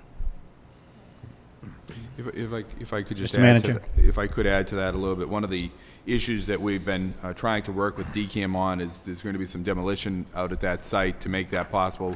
Who's going to assume those costs? I think Mr. Coggins spoke to that. But also, it is a large piece of land that will be used for this, and we'd like to, a large part of it's going to be used during the construction phase. It may not be needed in the long run for the development of this site, and we'd like to see if there are some possibilities of having the city receive that land back for future development opportunities. So we are working out a number of those deals, as well as some of the issues that we've spoken of, but that's the time frame that has been being worked on in that. And it's about 3 acres of the site that's going to be occupied by the Judicial Center? Yes. Thank you. Thank you. Councilor Caulfield. Thank you, Mr. Mayor. The reason the Maury School is being reimbursed by the state is because we didn't endeavor into the Butler School. We didn't, the vote was 5-4 against the Butler School. Right. You needed 6 votes, so. But that's why we're getting some reimbursement for the Maury School. We didn't invest in the Butler School. Well, we would have received a reimbursement for the Maury one way or another. The question was whether we were going to receive 90% or a smaller amount that for that and for the Yeah, Butler. but I think if we invested into the Butler School and the Maury School, it would have been a cost of something like $19 million. There would have been a larger cost. Right. Right. Okay, that's But why we would have had 2 schools at the end of the day. Right, but that bonding could be a lot bigger if we did vote for that Butler School. That's correct. But again, on our horizon, we have to look at as we look at our capital plan, we have to look at the fact that we are going to have to build another elementary school in the next couple of years. Oh, I agree. So I'm in favor of building another school, but Right. not putting a dime into that dilapidated building. Councilor Mendonça. Yeah, well, speaking of that, I did notice that it's a large number, $49 million, but you also have here a repayment of $16 million, and I assume that's because of the new formula used by the state, whereas instead of us carrying the debt for 20 years, they're giving you a reimbursement sooner? That's actually under the old formula where we borrowed 100% and we're paying back 100%, but we're receiving a reimbursement on 90% of that annually. So that's why the number's high. The $16 million of repayment on the school debt is 100% of the amount we've borrowed. Okay. Also, I'd like to thank the manager for the update on my motion from the last meeting. I appreciate getting the update on the work that's being done towards it, and I look forward to getting the capital plan in a few weeks. Thank you. Councilor Armin Mercia? No? Councilor Rita Mercia? Thank you, Mr. Mayor. Through you to Matt Coggins, Assistant City Manager, how are we doing at the bottom of the garages with retail space there? Have we lined anybody up to come in We there? have a letter of intent for one tenant, which would occupy approximately 6,000 square feet. And a letter of intent is the first stage when we go back and forth on a negotiated lease, so that's the next stage. As the manager mentioned, we actually met with a prospective restaurant tenant, which would take somewhere between 5,000 and 6,000 square feet. We were on site with that tenant last week. The next stage is for our retail brokers, the Edge Group, which we had hired through an RFP process to try to hammer out a lease with that tenant. So obviously, if we are successful on both ends, we would be somewhere between 12,000 and 13,000 square feet of the 17,500 square feet available. Beyond that, we have probably had maybe about 9 or 10 interested parties that have taken a cursory look at the space that's available, but we will continue to obviously work all of those and additional prospective tenants as we go forward. But right now, we are focusing on those 2 primary tenants, which would anchor both sides of the first floor space. Have we looked to put our intentions, what we have in real estate, have we looked to put it on a National Association of Realtors? Have we put it there, put it out for the Edge Group, and we only hired them, the contract was finalized maybe about a week or so ago. As part of their responsibilities, they will be looking at all of those avenues to actually market the space. The other thing I should mention is you had asked through a motion some months ago to have us reconnect with everybody who was displaced from that space. We did do that. Of the 10 or so parties that are taking a look at the space, only one of those is an original tenant who was displaced. The others said that they did not have an interest in returning. So it is possible that the one party may actually be part of that mix when the leasing is complete. But we are looking at all of that. Okay, good, thanks. Okay. Anything further on manager responses? Motion to accept the communication placed on file by Councilor Elliott, second by Councilman Donza. All those in favor say aye. Any opposed? The communication is accepted, placed on file. We have 5 separate requests for out-of-state travel. Any objection to taking them together? Hearing none, we'll consider them together. Motion approved by Councilor Caulfield, second by Councilor Elliott. Any questions? Roll call. Councilor Mendonça? Yes. Councilor Broderick? Councilor Caulfield? Yes. Councilor Donahue? Yes. Councilor Elliott? Yes. Mayor Martin? Yes. Councilor Armin Mercia? Yes. Councilor Rita Mercia? Yes. Councilor Milonazo? Yes. 8 yeas, 1 absent. 8 yeas. The request is approved. Next item is a vote authorizing the city manager in the name of the city of Lowell to accept a deed to Charent Road Extension, Perrin Way, and future right-of-way in the city of Lowell from Mark P. Ginsburg and Arnold Martell Jr., trustees of the Enchanted Forest Realty Trust. Motion to waive the first full reading by Councilor Elliott, second by Councilor Broderick. All those in favor of waiving the first full reading say aye.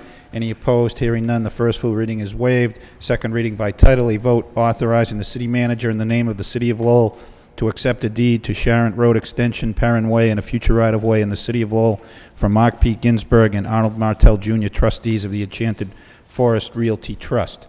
Any questions on this item? Roll call. Counselor Mendonça? Yes. Counselor Broderick? Yes. Counselor Caulfield? Yes. Counselor Donahue? Yes. Counselor Elliott? Yes. Mayor Martin? Yes. Counselor Arman Mercia? Yes. Counselor Rita Mercia? Yes. Counselor Milonazo? Yes. 9 yeas.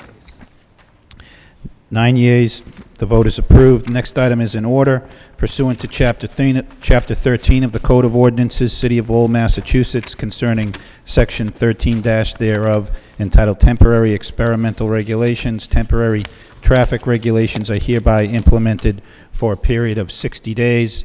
A motion to waive the first full reading by Councilor Broderick, seconded by Councilor Milonazo. All those in favor of waiving the first full reading say aye. Any opposed? Hearing none, the first full reading is waived. Second reading by title.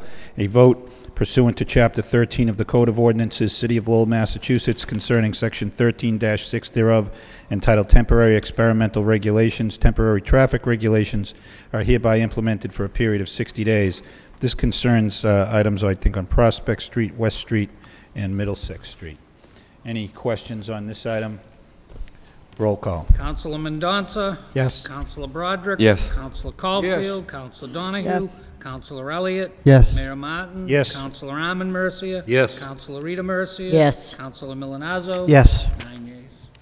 9 yeas, the order is approved. The next item is an order to vacate, discontinue, and abandon certain public interest rights and easements in a portion of Border Street in the city of Lowell, Massachusetts. A motion to waive the first full reading by Councilor Broderick, seconded by Councilor Elliott. All those in favor of waiving the first full reading say aye. Any opposed? Hearing none, the first full reading is waived. Second reading by title. A vote to vacate, discontinue, and abandon certain public interest rights and easements in a portion of Border Street in the city of Lowell. Any questions about this item? Roll call. Counselor Mendonça? Yes. Counselor Broderick? Yes. Counselor Caulfield? Counselor Donahue? Yes. Counselor Elliott? Yes. Mayor Martin? Yes. Counselor Arman Mercia? Yes. Counselor Rita Mercia? Yes. Counselor Milonazo? Yes. 9 yeas. 9 yeas, the order is approved. Mr. Mayor, did that require a public hearing? Actually, I think, Counselor, that September 11th. yeah, I'm sorry. My notes were incorrect on that. So I don't think that's a proper vote. Move to rescind the vote. Motion to rescind by Councilor Mercia, second by Councilor Rita Mercia. All those in favor say aye. Any opposed? That vote's rescinded. Motion to send this to a public hearing on September 11th by Councilor Milonazo, second by Councilor Broderick. All those in favor say aye. Any opposed? The matter is referred to a public hearing on September 11th. Next item is a communication from the city manager concerning notice of appointments and request for confirmation. Dear Mayor Martin, members of the council, pursuant to the order authority vested in me as city manager under Section 3 of Chapter 40D, I have appointed the following persons to the Industrial Development Financing Authority: Robert Gilman, 30 Sanders Ave, Lowell, as a member experienced in finance for a 3-year term expiring April 1st, 2010. James Cook, 35 Mansion Drive, Lowell, as a member experienced in real estate for a 4-year term expiring April 1st, 2011. Matthew Coggins, 160 Butman Road, Lowell, member experienced in city government for a 5-year term expiring April 1st, 2012. Under the above referenced statute, confirmation by the city council is required for these appointments and is hereby requested. Very truly yours, Bernard F. Lynch, City Manager. Questions? Council Milonazo? Move approval. Motion to approve by Councilor Milonazo, second by Councilor Mendonça. Any questions on these appointments?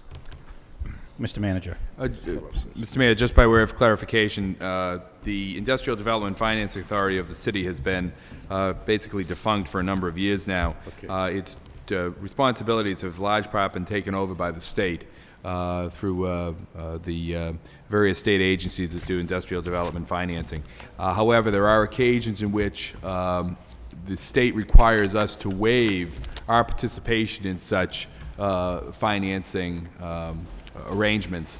And so in order to have that take place, we need to have an Industrial Development Finance Authority that simply waives the city's role in that financing. So that's the purpose of these appointments, and they will take that action and then probably not meet again for a period of time. Thank you, Mr. I Manager. guess that was going to be my Councilor question. Arman Mercia? Thank you, Mr. Mayor. You're really reactivating what was an old industrial bond board that was not functioning at all, it was no longer needed. Exactly. Now there's a possibility they may need to act on something. They have to act in Okay. some capacity, Yep. but more just to hand it over to the responsibilities to the state on a particular project. Okay, any further questions? Okay, next item is a communication from the city manager. I think we're going to confirm the votes. I thought we did it already. No. Oh, we okay, didn't. roll call. to confirm the Roll appointments. call. Councilor Mendonça? Yes. Councilor Broderick? Yes. Councilor Caulfield? Councilor Donahue? Yes. Councilor Elliott? Yes. Mayor Martin? Yes. Councilor Arman Mercia? Yes. Councilor Rita Mercia? Yes. Councilor Milonazo? Yes. 9 yeas. 9 yeas, the appointments are confirmed. Next item is a communication from the city manager, from James Boenis. Dear Mr. Boenis, this letter acknowledges receipt of your letter dated August 15, 2007, which you resign as a board member of the Council on Aging of the City of Lowell. Your resignation is hereby accepted. I am filing your resignation and this acceptance thereof with the city clerk as required by law, and also forwarding copies as a communication to the city council. The city of Lowell appreciates your years of service, and on its behalf I extend thanks. Very truly yours, Bernard F. Lynch, City Manager. Mr. Mayor, I'd just like to Councilor briefly... Caulfield. I know the manager thanked Mr. Boenis for his service. Jimmy Boenis has worked tirelessly for the seniors on Smith Baker Center, the new center, for years, for years. He should be applauded for his efforts and his leadership. Thank you. Thank you, Councilor. Anything further? Motion to accept the communication placed on file by Councilor Milonazo, second by Councilor Caulfield. All those in favor say aye. Any opposed? The communication is accepted and placed on file. The next item has been withdrawn by the city manager. So the next item is a vote authorizing the city manager to accept the application of James Fitzgerald in the amount of $180 to purchase property located at 95 West 6th Street, Lowell, and to accept the application of Gerard and Jason Avakian in the amount of $180 to purchase property located at Lot D, 95 West 6th Street, Lowell, under real estate yard sale program, and to execute all documents necessary for the transfer of said properties. Motion to waive the first full reading by Councilor Broderick, seconded by Councilor Elliott. All those in favor of waiving the first full reading say aye. Any opposed? Hearing none, the first full reading is waived. Second reading by title. A vote authorizing the city manager to accept the application of James Fitzgerald in the amount of $180 to purchase property located at Lot C, 95 West 6th Street, Lowell, and to accept the application of Gerard and Joanne Avakian in the amount of $180 to purchase property located at Lot D, 95 West 6th Street, Lowell, under the real estate yard sale program, and to execute all documents necessary for the transfer of said properties. Any questions about this item? Move approval. Motion approved by Councilor Elliott, second by Councilor Broderick. Roll call. Councilor Mendonça? Yes. Councilor Broderick? Yes. Councilor Caulfield? Yes. Councilor Donahue? Yes. Councilor Elliott? Yes. Mayor Martin? Yes. Councilor Arman Mercia? Yes. Councilor Rita Mercia? Yes. Councilor Milonazo? Yes. 9 yeas. 9 yeas, the vote is approved.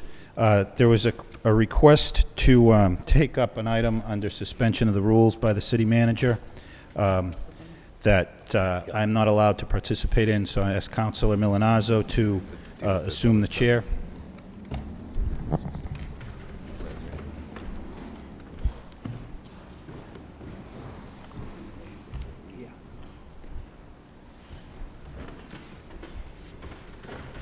This is a vote authorizing the city manager to execute a lease agreement with Tremont Power LLC for parking spaces adjacent to the Songus Arena. The spaces shall be leased exclusively for the use of the tenants of the property located at 257 Father Morissette Boulevard. Motion to waive the full reading. All those in favor? Second reading by title.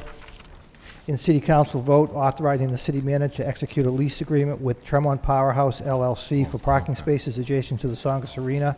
The spaces shall be leased exclusively for the use for the tenants of the property located at 257 Father Morissette Boulevard. What's the wish of the council? Move approval. Move approval. Been made, second. Any further discussion? I have a question. The prospective tenant is only that, it hasn't been identified. Okay, I can vote on it. Thank you. Any other questions, comments? Roll call? Councilor Mendonça? Yes. Counselor Broderick? Yes. Counselor Caulfield? Yes. Counselor Donahue? Yes. Counselor Elliott? Yes. Mayor Martin? Counselor Arman Mercia? Yes. Counselor Rita Mercia? Yes. Counselor Milonazo? Yes. 8 yeas, 1 absent.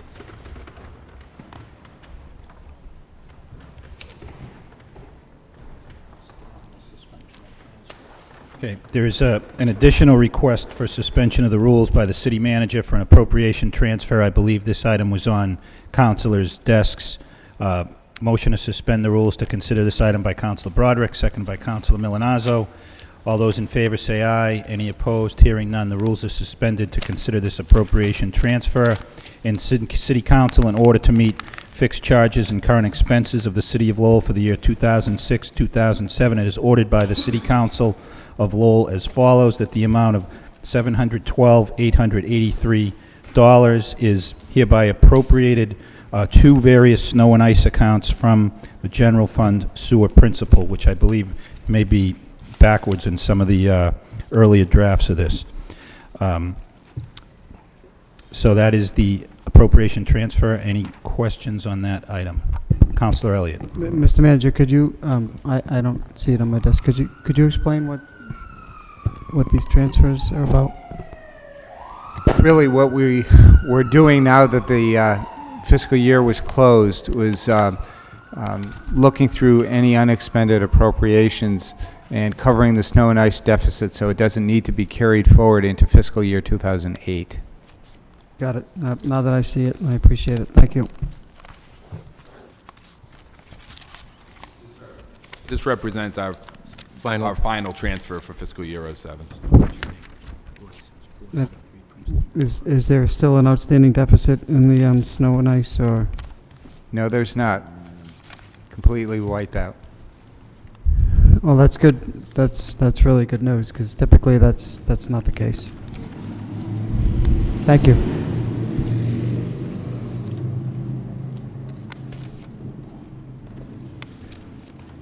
Any further discussion on this item? Approval. I should point out just that if it were carried forward, the snow and ice deficit had been carried forward, the way that you cover that is through additional taxation. So we were able to avoid that by closing out all of these accounts and moving the money into these to avoid that. Mr. Mayor. Council Caulfield. Mr. Mayor, and to the manager, every community has the same problem with the snow and ice and so forth. So it's something that's unavoidable sometimes. Any further questions on this item? Roll call. Counselor Mendonça? Yes. Counselor Broderick? Yes. Counselor Caulfield? Yes. Counselor Donahue? Yes. Counselor Elliott? Yes. Mayor Martin? Yes. Counselor Arman Mercia? Yes. Counselor Rita Mercia? Yes. Counselor Milonazo? Yes. 9 yeas. 9 yeas, the transfer is approved. Next item, subcommittee reports. Mayor. Council Caulfield. Thank you, Mr. Mayor. The Neighborhood Traffic Subcommittee convened a meeting last evening at City Hall at 5 p.m. In attendance was Mr. Sheehan, Solicitor Christine O'Connor, my colleagues, Councilor Kevin Broderick, Councilor Rita Mercia, and if I have forgotten anyone, please correct me. The purpose of the meeting was to amend the motor vehicle and traffic ordinance. And this was brought forward by a motion by Councilor Rita Mercia, and many councils over the past years have brought this forward as well. And the problem that exists in the city is this large commercial vehicles, recreational vehicles, being parked in residential streets for long periods of time, causing a traffic problem and a safety problem. So this is the new paragraph that the Law Department has brought forward. Parking or allowing to stand any motor vehicle, motor homes, recreational vehicles, or any motor vehicle attachment including, but not limited to, residential trailers having a gross vehicle weight of 12,000 pounds or more, or exceeding 24 feet in length, or having 3 or more axles for more than a half an hour on any dime at any day or at any time. The subcommittee unanimously supported this coming forward, and I believe this might have to go to a public hearing, Mr. Mayor? If it's an ordinance change, yes. Yes, so, right, so the subcommittee has more or less approved this going forward. All right. So we do have a draft of the ordinance. So the proper procedure for this, Counselor, this needs to get referred first to the Planning Board for report and recommendation because it's a zoning change. Motion to so refer by Counselor Caulfield, second by Counselor Broderick. Yes. All those in favor of referring this to the Planning Board for report and recommendation, say aye. I neglected to recognize Jeff Gomes, the traffic engineer. I'm sorry. Okay. So 9 yeas, the matter will be referred to the Planning Board for report and recommendation. Any further discussion on this item? Councilor Rita Mercia. Thank you, Mr. Mayor. There are times when we receive calls from residents about a particular concern in their neighborhood, such as this ordinance here. And when the police review it and see that the laws are not there for them to do the things that they think they have to do, because the ordinance is restricting the weight or the size or an exception of a recreational vehicle, they have to proceed with what they have. And if there's nothing there and there's no teeth to this ordinance, there's nothing they can do for the person complaining. So therefore, we make a motion, we refer it to the proper subcommittee, and these are the steps that we take to reassure tenants and residents that we want to make your neighborhood safe, that we are going to expand this and make it doable for the police to have teeth in this ordinance. So this is the gist of what this is all about. So thank you to everybody involved. And Jeff Gomes, the traffic engineer in the planning department, was so instrumental in making this happen, along with our ever so diligent Christine O'Connor from the law department. So thank you very much. I bet she did this on a Sunday, no less, but thank you very much. Well, she also pointed out to me that there are two parts of this ordinance. Yes. And the second part probably should be referred to a public hearing here on September 28th. So moved by Councilor Broderick, second by Councilor Milanazzo. That part of the ordinance, September 25th, I'm sorry.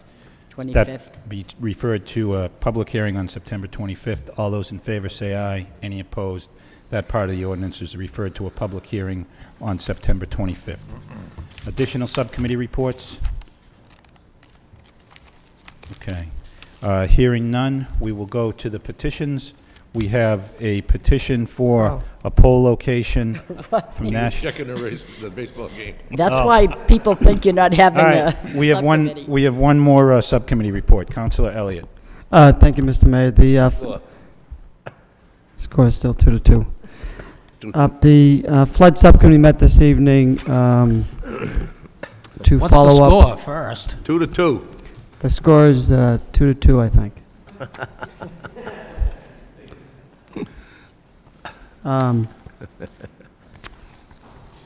The flood subcommittee met this evening to go over a list of items that we had met about 6 weeks ago, and to get an update on a meeting that had taken place between T.J. McCarthy and the Neighborhood Protectable Citizens Council subcommittee.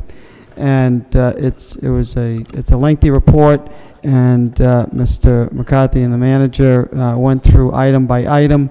But just to highlight a couple of the items that are still taking place, ongoing issues with flood issues include the vegetation removal along the riverbank and the Beaver Brook area that will continue up to Bridge Street.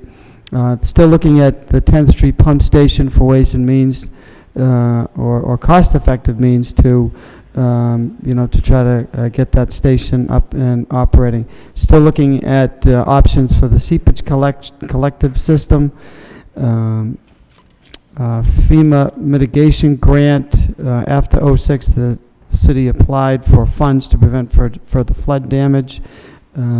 Currently, the city is still managing for final award. The administration went through, in the Clay Pit Brook area, went through an item-by-item description of those options or concerns that the residents in that neighborhood have. Some of them have been addressed, and some of them are certainly ongoing, and we'll meet in 60 days to get an update on a number of concerns, including culvert maintenance, and there are some beaver dams in that area that the city has been looking at, and they'll continue to monitor.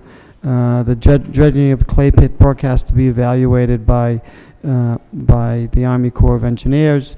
But this is a very detailed list, and it's a very good matrix that the city manager and T.J. McCarthy had put together based upon the meeting and the request from the neighborhood. So the meeting was televised, so we won't go through item by item. But we will, again, we'll meet in 60 days to get an update on this. Items of concern were include the lowering of the river, particularly during rainstorms, and engineer from CDM did take a look at prior storms and river levels up in the New Hampshire area, and he looked at certain river basins and to find out what the correlation, if there was a correlation between water being let go at a particular time and the peak time that the river would rise here in the city, and didn't find a correlation. But then again, he did indicate it's like predicting the weather. When the Army Corps of Engineers make their decision to let the water go, depending upon how much rainfall has dropped up in the northern part of New England and what impact that will have down here, it's difficult to predict. There is communication, but he did say that there is it's not a science, and it's hard to manage that. But we're going to keep an eye on it. There are also the issue of the hydroelectric dams that are not under Army Corps of Engineer jurisdiction. Those do include one up in Manchester, the one here in Lowell, and one down in Lawrence.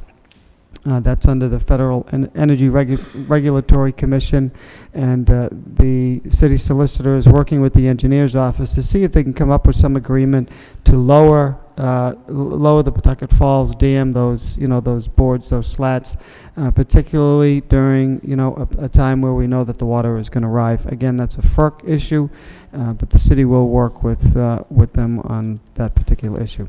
So that we also received communication from Senator Kerry's office and Senator Kennedy's office that they are willing to, if they need our help, that they have received our communication, and they realize that we do need money from the Army Corps of Engineer, or additional money, I should say, to look at the Clay Pit Brook area.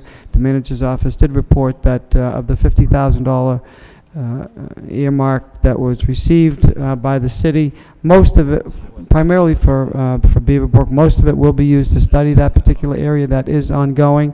They hope to save some money between $10,000 and $15,000, and use some of that money to start evaluating and taking a look and begin a study in the Clay Pit Brook area. So that's just a report of progress. We're going to continue to meet on a regular basis. The manager's office is going to continue to work on this list and meet with the neighborhood folks. And that's the report from the flood subcommittee. I don't know, Thank you, Councilor. Anything further on that subcommittee report? Motion to accept the report as a report of progress by Councilor Broderick, second by Councilor Rita Mercier. All those in favor say aye. Any opposed? The report is approved. Any further subcommittee reports? Okay, hearing none, we'll go to the petitions. There is a petition from National Grid for a pole location on Beacon Street. This matter is referred to a public hearing on September 11th. So moved by Councilor Mendonça, second by Councilor Broderick. All those in favor say aye. Any opposed? The matter is referred to a public hearing on September 11th. We have a petition from the Hope Community Christian Union Church requesting an easement to make use of the garage near the Butler Middle School for parking. This matter is to be referred to the manager and the traffic engineer for report and recommendation. So moved by Councilor Milanazzo, second by Councilor Elliott. All those in favor say aye. Any opposed? The matter is referred to the traffic engineer and the manager for report and recommendation. We have one claim for personal injury. Motion to refer to the Law Department by Councilor Elliott, second by Councilor Broderick. All those in favor say aye. Any opposed? That matter is referred to the Law Department. Under the motions this evening, the first motion is by Councilor Rita Mercier. The City Council requests the City Council take appropriate action to change the charter as it relates to preliminary elections and the number of candidates necessitating an election. Second by Councilor Caulfield. Councilor Rita Mercier. Thank you, Mr. Mayor. Last Friday, there was discussion on a particular radio show regarding the request to ask our state legislators to waive the preliminary election, and one particular caller made a reference to the patriotic stance to have the fireworks on one end, but to do away with the rights of the voter on the other end. And I can understand that statement because I firmly believe that it is important not to dilute the rights that were valiantly given to each of us. However, being a city councilor is not as easy as one might think sitting at home watching what we do, that you have to carefully weigh each issue. It's a delicate thing, especially with me, when I look at each decision and I have to make the right choice. And as you know, that particular vote about that was a unanimous vote. So let me share a little bit more of the reasoning that I weighed into my decision not to have a preliminary election. All the elections were not figured into the budget, and the election department would have run in the red. I questioned this beforehand, and that's what they told me. The Elks was available for the congressional race on September 4th primary, but it is not available for the local election. If we had a primary on September 25th, we would have had to look around for another place to hold that election. And I think there were 3 other places, but that was the primary one. We would then be looking for another voting site with very little time. This vote was not just about the money alone, but also about the time frame. Once an election takes place, in this case the congressional primary, the election department can't touch anything from that election for 10 days. So that would bring us to September 14th. Then they must scan all the voters' lists for a voter history. Then they must send all the memory cards in the voting machines to the vendor to be programmed. And finally, they must print the voter list for the city council race and send the list out to be bound. Let's not forget that we must then mail out absentee ballots, which cannot go out until 28 days before the primary. How do you suppose you can do all that from September 4th, the congressional primary, to September 25th in 21 days? But what if there's a recount? Anything is possible, but let's not forget what I said. They cannot touch anything for 10 days, which brings us to September 14th. Now it is September 25th. The local election, there's only 11 days in between. How do you rush people in a short window of time? That's what weighed my decision, not so much the money alone, but the time frame. Let me tell you about Tewksbury having their election on the same day as the congressional race, which it may seem easy to say, why couldn't we have our congressional race at the same time as a primary for the city? There's a reason for that, and they are not defying the law in Tewksbury. The law allows you the choice to call the dates when the town is having a special election.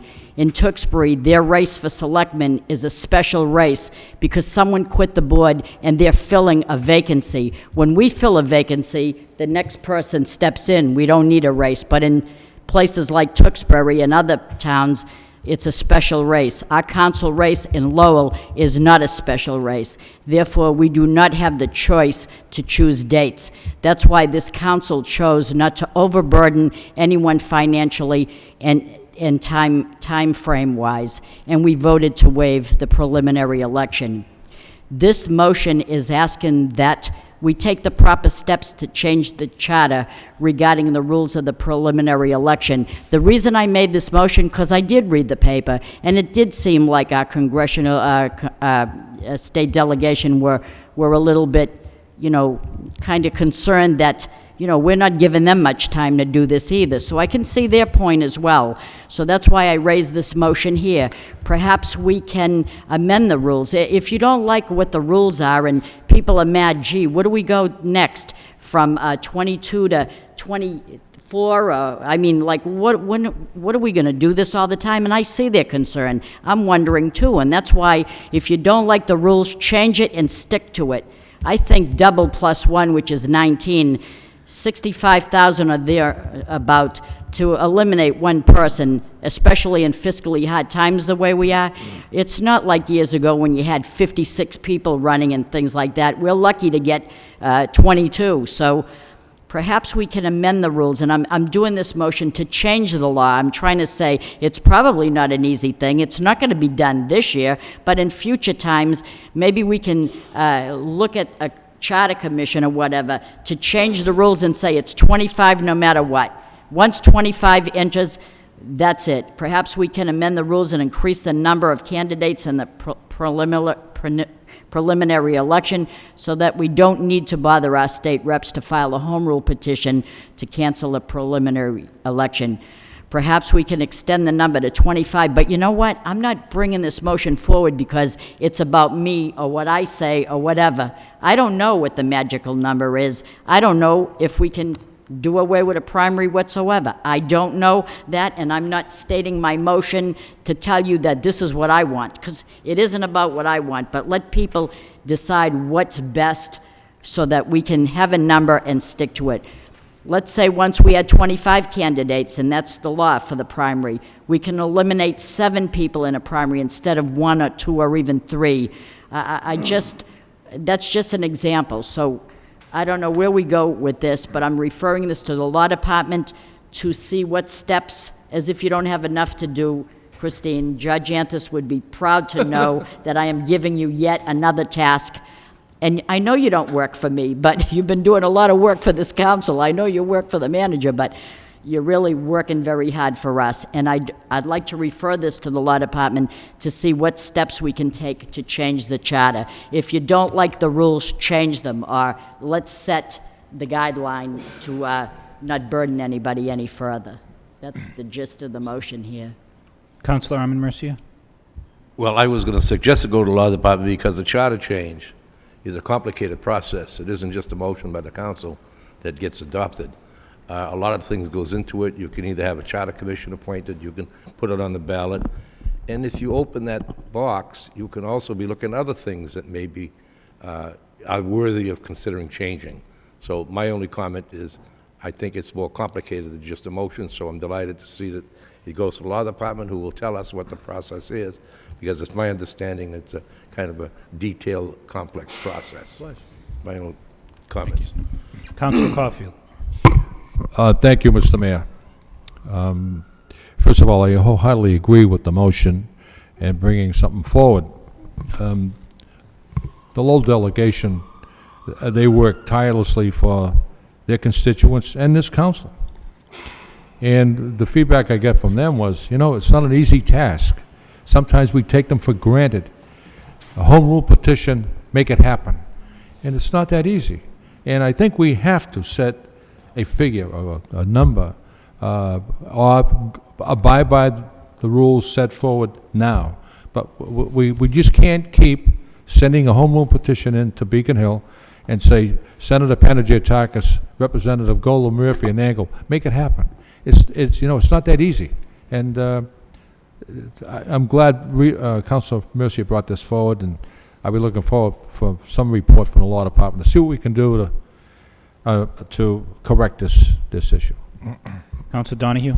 Well, I won't oppose sending it to the law department. I mean, hopefully it won't take a huge amount of their time to research, and hopefully we have the information regarding charter change and so forth. But it is a big project to change the charter.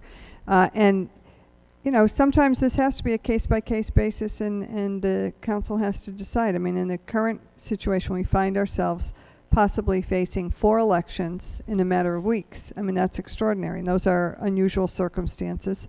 And the number was 19. I mean, there are combinations of factors that come forward. You know, I have no problem with handling it as it comes forward right now. I mean, I agree to spend the money to eliminate 1 seat and to be looking at that many elections. You know, putting all that together. That's why the home rule petition made sense to me this year. That's why I, you know, supported it. But you know, I'm not that concerned with continuing the way we do it and handle it, and depending on what the facts are each time it comes up. But I certainly won't oppose the motion to get the information. I just think it's a big project for something that you're still not going to have anything perfect. You're still not going to know what the circumstances are that you're facing. But Councilor Milanazzo? Thank you, Mr. Mayor. I too, as a courtesy to Councilor Rita Mercia, won't oppose the motion. Having it go to the city solicitor, I'm sure we'll get back detailed information as to what it takes to change the charter. But as I stated 2 weeks ago when the vote was before us, it was really a unique situation having the 4 elections so close together. And the timing of the special election was as a result of the date that then Congressman Meehan submitted his resignation. So again, as a courtesy, I certainly will support the motion, but again, we might be looking at something that is not necessarily something that I'd be willing to support in the future. Okay. Any further discussion on the motion? All those in favor of the motion say aye. Any opposed? The motion is referred to the Law Department. Next two motions are mine. Any objection to taking them from here? They're simple constituent requests. The first motion is the City Council requests the City Manager have the proper department repair the guardrail 2426 Liberty Street. Second by Councilor Elliott. The motion speaks for itself. I really don't have anything further to add. All those in favor say aye. Aye. Any opposed? The motion is approved. The second motion, again, is there was, I believe, a letter in the packet regarding this motion. It's the City Council requests the City Manager take necessary action to transfer 4 parking spaces in the Leroy Street lot for 327 Westford Street. Motion to refer to the City Manager for report and recommendation by Councilor Milanazzo, second by Councilor Elliott. All those in favor say aye. Any opposed? The matter be referred to the Manager for report and recommendation. Next motion is by Councilor Caulfield. The City Council requests the City Manager have the proper department address road conditions between Darby Way to 55 Totman Road. Second by Councilman Donza. Councilor Caulfield. Thank you, Mr. Mayor. Topman Road is a very long road. I believe it goes right into Dracut. And at the beginning of Topman Road, it's fine. But once you get to Darby Way, it's a short street. From Darby Way to 55 Topman Road, there's an awful lot of crevices and indentations in the road. So one of the storm drains, Mr. Manager, is sinking and so forth. And the city has gone up there repeatedly, patching it, fixing it. And what really has to be done is you have to scarify that section of the road and properly address it. And that's the request from the constituents who live in that particular area. If you go up further up Topman Road, that's no bargain either. There's a lot of problems up that way, but it's a huge, long road, and it would take an awful lot of money to scarify the whole road and replace it. But if we can do like 100 yards here, it would satisfy those constituents. Thank you. Thank you. Councilor Elliott. Mr. Manager, could you get us a report as to where this road is on the paving list? It is a long road, and I believe it's a road that's not accepted by the city, which makes it not eligible for Chapter 98 money because it doesn't meet certain road conditions. But I can remember many years ago attending a meeting up at Lowell General Hospital on this particular road. Because it's a long road, it's a winding road, and because of the new development up at the top, that I don't know how many homes are up there, but there's quite a few, and there's a lot of kids and there's a lot of buses. There are no sidewalks on this road. So can we find out, where it is in the paving? I know we have an ongoing paving list, but maybe this needs to be bumped up only because of the number of vehicles that now travel up and down, and buses as a result of that development up at the Newbridge Estates. It'd be appreciated. I'm sure the people would be happy because a lot of kids in that road. Thank you. Mr. Manager? Thank you. Councilor, I'll be happy to do that. I think that this sort of highlights the issue that I think we've talked about in another meeting, the fact that there was a time, I think it was 1999, that the city spent a considerable sum of money having a pavement management plan put together that would prioritize which streets would be taken care of at what point in time based upon their condition, but also upon their the amount of traffic that goes over it, the level of activity, and it's my understanding that unfortunately that plan was set aside, and so I'm not sure that we're in the process now of updating that study that was done by VHB back in '99 and bringing it back up to the to current conditions. So I'll have to look at it from both of those perspectives, but I will get that report for you. Okay, thank you. Thank you. Any further discussion on this motion? All those in favor say aye. Any opposed? The motion is approved. Next motion is by Councilor Caulfield. City Council requests the City Manager have the proper department power wash and clean the Mac Plaza in the corner of Market and Shattuck Street. Second by Councilor Rita Mercier. Councilor Caulfield. Thank you, Mr. Mayor. The Mac Plaza is the little plaza with the granite statue of the Irish immigrant and so forth. And My grandson and I were down there last week, and it is taken over by pigeons, and it's horrible, and it has to be cleaned. The benches have to be cleaned, and I'd like to see the Mary back at Julupo Park, Mr. Manager, addressed too. Just a little sprucing, and I would like to see if we could have people refrain from feeding those pigeons, because it's just a focal point, a gathering point. And we all saw the picture of that hawk in the paper. Well, that's what that hawk is there for. He's going after those pigeons, and you know. Get another hawk. Right. So, so if we can thoroughly clean that area and spruce it up, and I think everyone would be happy if we did that. Thank you. Further discussion? I just want to say that your hawk is relocated to 12 Carriage Drive, by the way, off of Andover Street. It's actually living in my garden. Okay. Councilor Armin Mercia? Oh, no, I was just going to signal to Mr. Moses that his Yankees are winning. All right. All those in favor of the motion say aye. Any opposed? The motion is approved. Next motion is by Councilor Milonazo. City Council requests the city manager begin preparing necessary ordinances required to support the Bio-Nanotechnology Center. Second. Second by Councilor Armin Mercia. Councilor Milonazo. Thank you, Mr. Mayor. As we get closer to site selection for the Bio-Nanotechnology Center, I really thought it would be important to start working on ordinances, if they're required, in order to locate that facility in the city. As some of us recall, I know that Councilor Caulfield was on the city council back in 1992. We actually did pass a biotechnology ordinance back in 1992.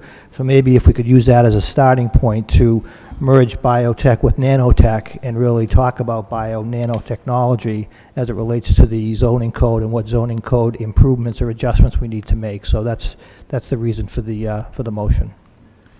Thank you. Mr. Manager? Do you If I may, Councilor, I think it's a very timely motion, an excellent motion to bring forward.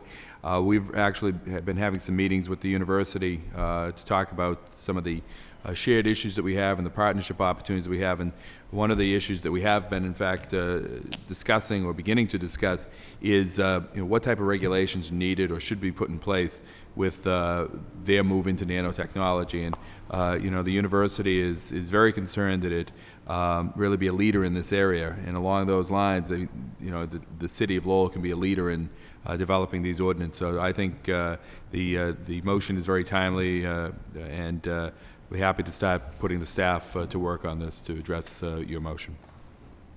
Thank you. If I could mention that back in 1992, the Lowell plan actually hired a consultant to work with the city. So again, if you feel that the Lowell plan could be helpful in this regard, again, I'm sure that Mr. Cook would be willing to make some resources available. Okay. Any further discussion on the motion? All those in favor say aye. Any opposed? The motion is approved. Next motion by Councilor Broderick.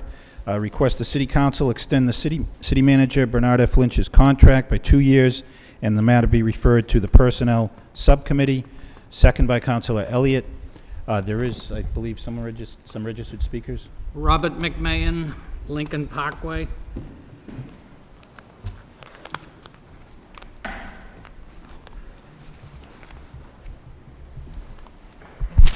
Mayor Martin, members of the Lowell City Council, Manager Lynch. My name's Bob McMahon. I live at 55 Lincoln Parkway in Lowell. I am here tonight to speak against the extension of the contract of 2 years for the city manager's office. It's not a name, personality, or anything else. The key is the city manager has a contract right now that extends to 2008. We have a city council election coming up in 70 days. I do not know what the rush to judgment is on this motion. Since 1943, when Plan E, the inception of Plan E, there was only one previous city manager that had a contract. We've had managers come in from out of town, former city manager Bill Topia, former city manager Richard Johnson. Bill Topia still kind of likes it around here because he's been here for about 35 years. I would personally like to see this city council put this motion aside until the city election is over. And if you would like to give the city manager a vote of confidence, that would be no problem. But I do not think the city council, as a body, should have the right to go into the term of 2008. And you're only tying the hands of probably a new council, probably everybody here will be back, with the exception of Councilor Donahue. But personally, it's not a personality thing against Manager Lynch. I just don't think it's fair to have you bind the council of 2008, their hands, for the next 2 years. And actually, it's more than the 2 years. You're talking 2010. I hope you do the right thing tonight and table this or give the manager a vote of confidence. I think that's the right way to go, and I look forward to see what your vote will be. Thank you very much. Thank you. Are there other speakers? No. Okay. Councilor Broderick. Thank you, Mr. Mayor. I filed the motion, and a number of issues have come up and been tossed around, and what I would consider to be not necessarily accurate. First off, I should state that I was sworn in January 3rd, 2006 for a 2-year term. I've taken votes as recently as 2 weeks ago to borrow $5.5 million. That's going to carry long into after January, whether I'm sitting here or I'm not. So I don't think you necessarily stop government because an election's coming, number one. Number two, the timing of this motion. Historically, under the ordinance, every September, there's an evaluation and a raise voted on for the city manager. So every city election in the recent history, going back to city manager Jim Campbell and then prior to him, has had an evaluation and a raise as part of the city council election. So this particular fall, we have a contract that we got an opinion from the city solicitor. The contract supersedes the ordinance. So under the contract, I asked for a goals and objectives subcommittee meeting with the personnel subcommittee. In evaluating it, we're under a year left in the contract. We're dealing with professional management with a professional manager who his whole career is in management. He doesn't have a law practice, an education career to go back to. This is his career. This is what he's done for his entire adult life. If there is no stability and security for him, we will lose him. That's my opinion. Everybody's going to have a chance to voice their own opinion. That's my opinion. I think that we've had 1 year, and we've had a year to judge. And what I've seen is the manager tackle difficult challenges such as a $6.3 million budget deficit in a current year, not projected. We've seen him save us $350,000 in health insurance, $200,000 in energy with an energy contract, implemented HMO for the schools. It saved us approximately $1.5 million on the ice repair by getting a second opinion. That's on the savings side. And the increased revenue, we've got tow contracts, an additional $200,000. Parking with the community college, $250,000. The Devil's contract, an additional $125,000. The revenue schedule, increasing the revenues, an estimated 1.6. We have some figures tonight. I don't know what they are. Implementing tax relief for seniors. The bottom line is we have an auditor with a 3-year contract. We have a school superintendent with a 3-year contract. We're going to have a chief of police with some form of contract, 3 years or more, I don't know. And we have a city manager who, in my opinion, was given a 2-year contract because it was the first time, as a tryout, for me anyway, to see how it works. And to go back to that's another point. To go back to the contract itself and having people with their hands tied, if we look at the contract, and I don't know if everyone has a copy of it, page 1, section 2 refers to the term of the contract. In B, section 2B, nothing in this contract shall prevent, limit, or otherwise interfere with the right of the city council to terminate the services of the manager at any time, subject only to the provisions set forth in section 3 of this agreement, which is his security, which again goes back to severance, 4 months, and some 40% of his accrued sick time and vacation time. There is no handcuff in this agreement. Any city council, whether it's this body plus one replacement, at some point can have an opinion that it's time to move on. We need a change in direction. And clean cut. One of the reasons I actually made a motion initially to have a contract. It makes it clean cut. We don't need the mess we just had.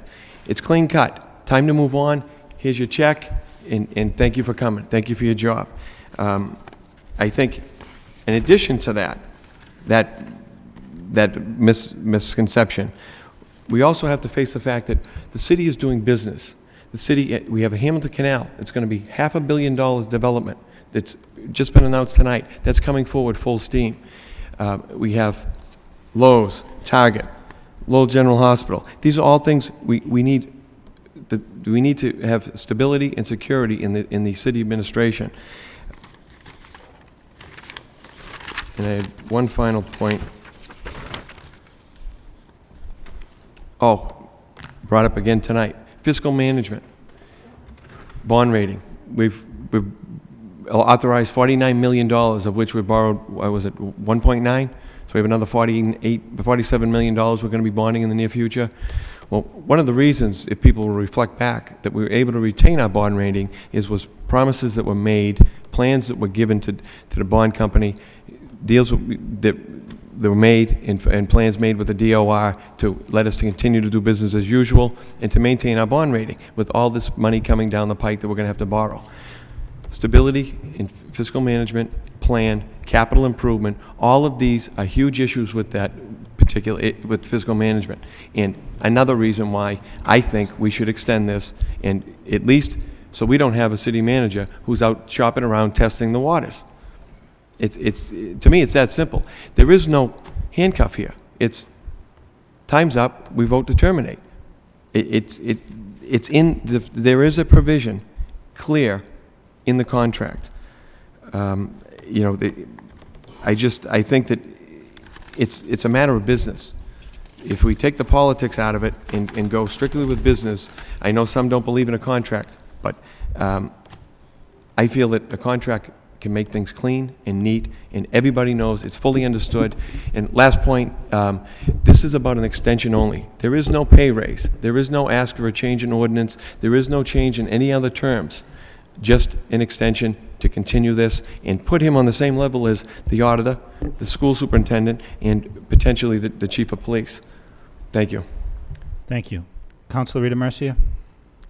Well, I am putting him on the same level as me. I don't have a contract either, and in 2 years, I'm either in or I'm out. But I'm completely taken aback by this motion.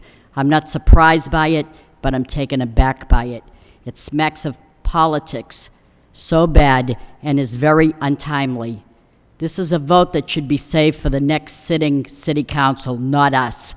Or are you suggesting by this motion that the next sitting city council will be so unqualified and uninformed that they cannot make an accurate vote or vote the way you want them to? But if you are so sure of this motion and its passing, as I read in the paper that you are, then I say don't delay it, vote right here for it now.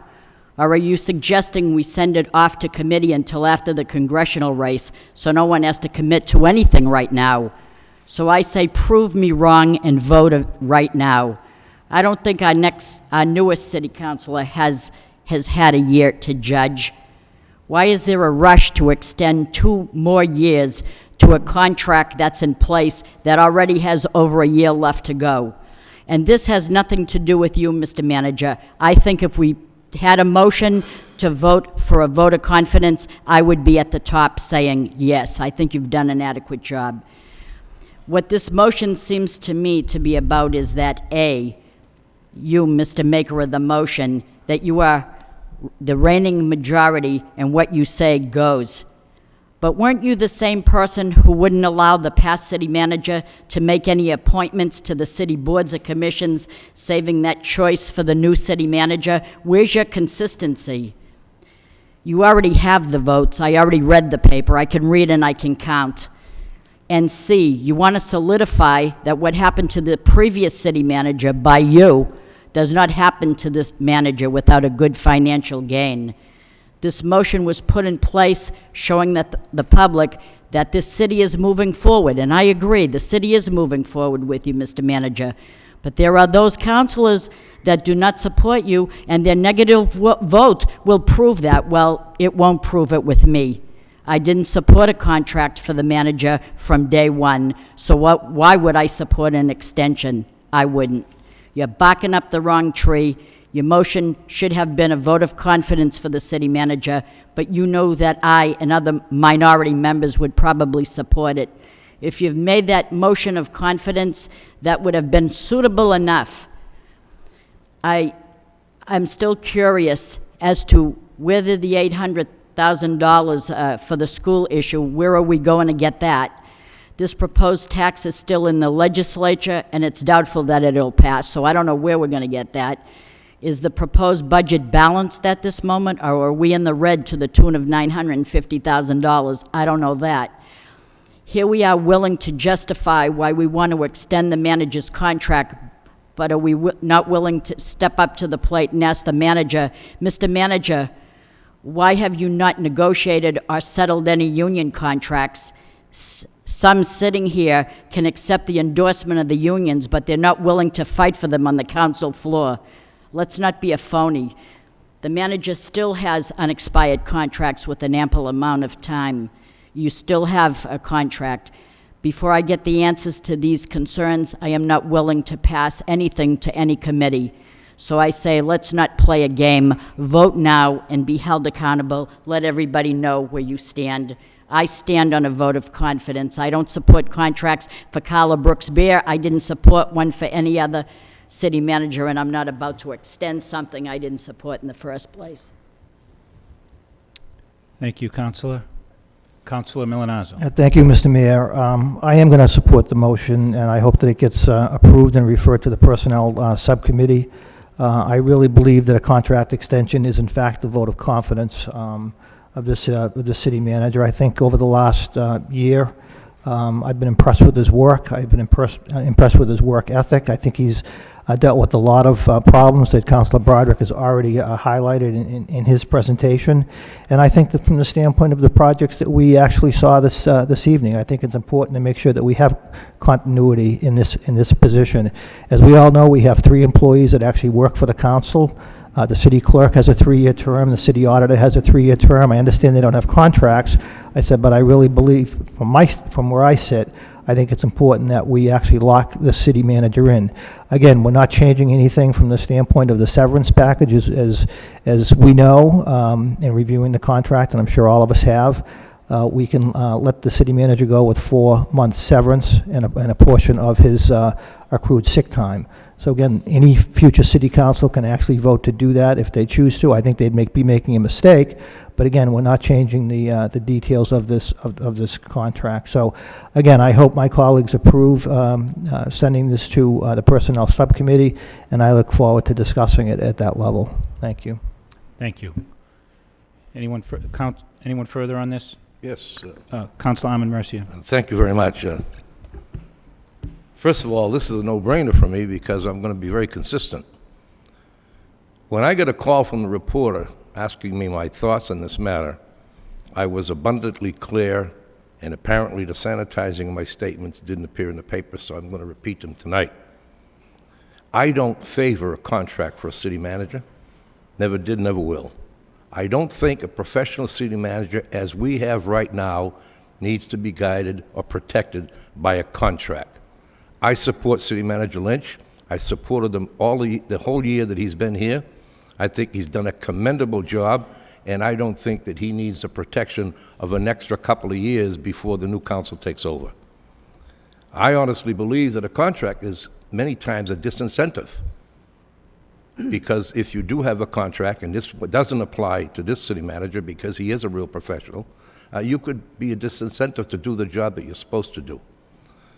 There's only been one city manager in history that I can remember that got fired. The office was vacated. That's after a city council election 7 times in a row ran on the basis that they were going to fire him. But the people rallied behind the councilors that wanted to maintain that city manager, and therefore it took a long time before that office was vacated. I don't believe that Bernie Lynch, and I hope, Mr. Lynch, you're not looking around, as I heard a little while ago. I think that you're a professional, you're doing a great job, you're accepting this challenge of the city. I spoke on this issue simply because I wanted to clarify that I'm opposed to a contract for a city manager. I opposed it originally, and I will definitely oppose to renewing something that I opposed with at the beginning. But I want you to know, and you do know this because you and I have had conversation in the last year, this has no reflection on you or your ability to govern. And I've said this to you on a number of occasions. You do a good job, and you'll always have my support, regardless of what people in the community would like to try to bring fractions in this council. I am not one that does not support you. I am one, though, that does not believe in the contract. Having said all of this, I'd like to take a cue from the dean of the council in the past, Dick Howe. Let's not kid each other or the general public. You have the votes, vote for it tonight. Let's get it out of the way and move along with the business of the government.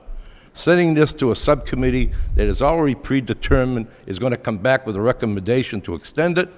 I read the paper too. I count. Just bring it out tonight. Let's not send it to a subcommittee. And I would vote against it tonight, and I would vote against it if it goes to a subcommittee and comes back. But I want to make it abundantly clear that vote has nothing to do with you or your performance. I've demonstrated that in the year that I've been here. I've known you for a long time, and this is no reflection on you. I just do not believe, never did and never will, that certain positions in the city, and particularly the manager, should have a contract. Doesn't need one. Does a good job, no one would fire you. That's the way I feel. Thank you, Mr. Mayor. Thank you. Councilor Donahue? Thank you. It's amazing how this motion has been blown way out of proportion. Every year, as long as I've been sitting here and the ordinance was in place, we review the city manager. It's usually done in September, actually. Would review them for performance, we review them with regard to, in fact, one year I think we failed to review because it just slipped by and a raise automatically kicked in, and that was something that just happened. But this isn't anything new. What's new is that we did enter a contract a year ago with Manager Lynch. And according to the report that we were provided by the law department, that contract controls rather than the ordinance. And so in the contract, it talks about the manager should annually provide the council with annual goals. And as I hear, the motion is twofold. One, to talk about extending the contract, and two, to send it to personnel to do what we usually do on an annual basis in talking about the manager's performance, goals, and in this contract, not only where you've been for 1 year, but where do you see the city going, and what are your goals going forward? That's not something new or out of the blue. That has nothing to do with a congressional race. This is just nonsense. That's political talk and spin. I think anybody who knows me and has watched my votes on this floor knows full well that I don't back away or try and hide. If it's a tough vote, I take it. I've been the only one sometimes taking the tough vote. And so the suggestion that, someone lacks political courage is misplaced, and it's unfair. That has nothing to do with what's before us tonight. If you don't support the contract, that's fine. And if you do, well, that's fine too, but that's not the issue. The issue is we should be sitting down, as we have done in the past, with the personnel subcommittee, going through the process with the manager, seeing where we stand on a basis, and then make whatever judgment there is. Now, there's a request to extend the contract for 2 years, but that's not separate and apart, in my view, from the terms of the contract, and that is review the manager and then see where you go from there. Now, from what I know, sitting here for a year, I think the manager has done a good job. I think Councilor Broderick has listed out a number of those achievements. And so I think he has done a good job. But that's not the whole story. Where are we going to go? What do you view for the future? And those are things that we should, as the boss of the manager, sit down and talk to him about and go forward on that. Now, there's nothing mysterious about this process. And again, the suggestion that we are somehow tying the hands of future counselors, that's not true. We do that all the time. We take votes week in and week out all the time that affect future council. But the contract that we're talking about, and that's why maybe it is important to review the terms of the contract in the subcommittee and see if there are terms that we want to change. But make no mistake, the council can terminate the manager. There isn't a contract written that can't be terminated, and there is a provision that the council could terminate the manager for cause or without cause. So what's different? You know, there are arguments, and I'm sure there'll be arguments made when the motion is before us as far as the reason for doing that, whether it's stability in dealing with outside contractors or people wanting to do business. That's a separate matter. But I think it's all getting mixed here, and what we have is, you know, a smokescreen. And honestly, I think we should just do what we've done every year, refer the matter to personnel. Personnel take it up, bring a recommendation back, meet with the manager, however many members of the council want to attend that meeting, televise the meeting, go over where we stand, and then come back in with a recommendation. Neither the council supports it or they don't support it. That's just the way we do business. That's the reason we have 9 of us sitting here, is because there is a difference of opinion many times. But, you know, on a point of personal privilege, I will assure you, you know, what my view or vote is has nothing to do with trying to hide or not supporting city workers, as I have done for 12 years on this council floor. And to use this motion as a cheap shot, I take issue with, and I take offense at that. So I will support the motion to send this to Personnel Subcommittee. I think that's appropriate.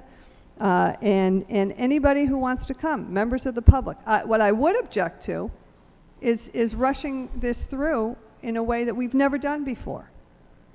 Not even hearing from the manager. Let's not even talk about the goals. Let's get that voted. I won't support that. If the maker of the motion was pushing for that tonight, I wouldn't do it, because it's not right. We should be sitting down and having a full discussion. Now, I will say that one of the reasons that we talked about a contract a year ago and the term of the contract, you know, I think there was some concern. Would this manager make the transition from a town to a city? How would that work? Those are all things I think we should be talking about in the subcommittee and on this council floor. So I will support the motion, and whenever that subcommittee is called, you know, I think it's appropriate to bring it back to the council as a whole. Thank you. Councilman Donza? Yes. When this motion was first brought to my attention, I had some concern about exactly what the financial liability would be to the city, because under most contracts, it's for the term of the contract, and if you want to terminate it early, you're sometimes liable for the whole amount. So I obtained a copy of the contract and reviewed it and noticed that there was a termination clause, so that our actual financial liability is the 4-month severance in this contract. And so extending it for the 2 years and making it another 3 years does not make it $450,000 liability. It's simply the 4 months severance pay. My experience with the city manager, even though directly as a city council has been short, has been very positive. He's addressed the few issues I brought to him promptly, so I've appreciated that. But even before that, I mean, I haven't been under a rock. I've been following the activities of the city council and our new city manager, and I've been pleased with what he's been doing. And in essence, I would like to see us first go through the review process and have some discussion, and because you have to give feedback to the manager as well if there's any things that aren't totally positive, in order that they can be addressed as well. But what I have experienced, I could support extending the contract given these terms. But again, as other councils have suggested, I'd like to go through the actual review process first and get a recommendation from the subcommittee and then act on it. But I could support extending the contract, assuming that all goes favorably. Thank you. Could I have just a clarification? Councilor. Could you read that motion?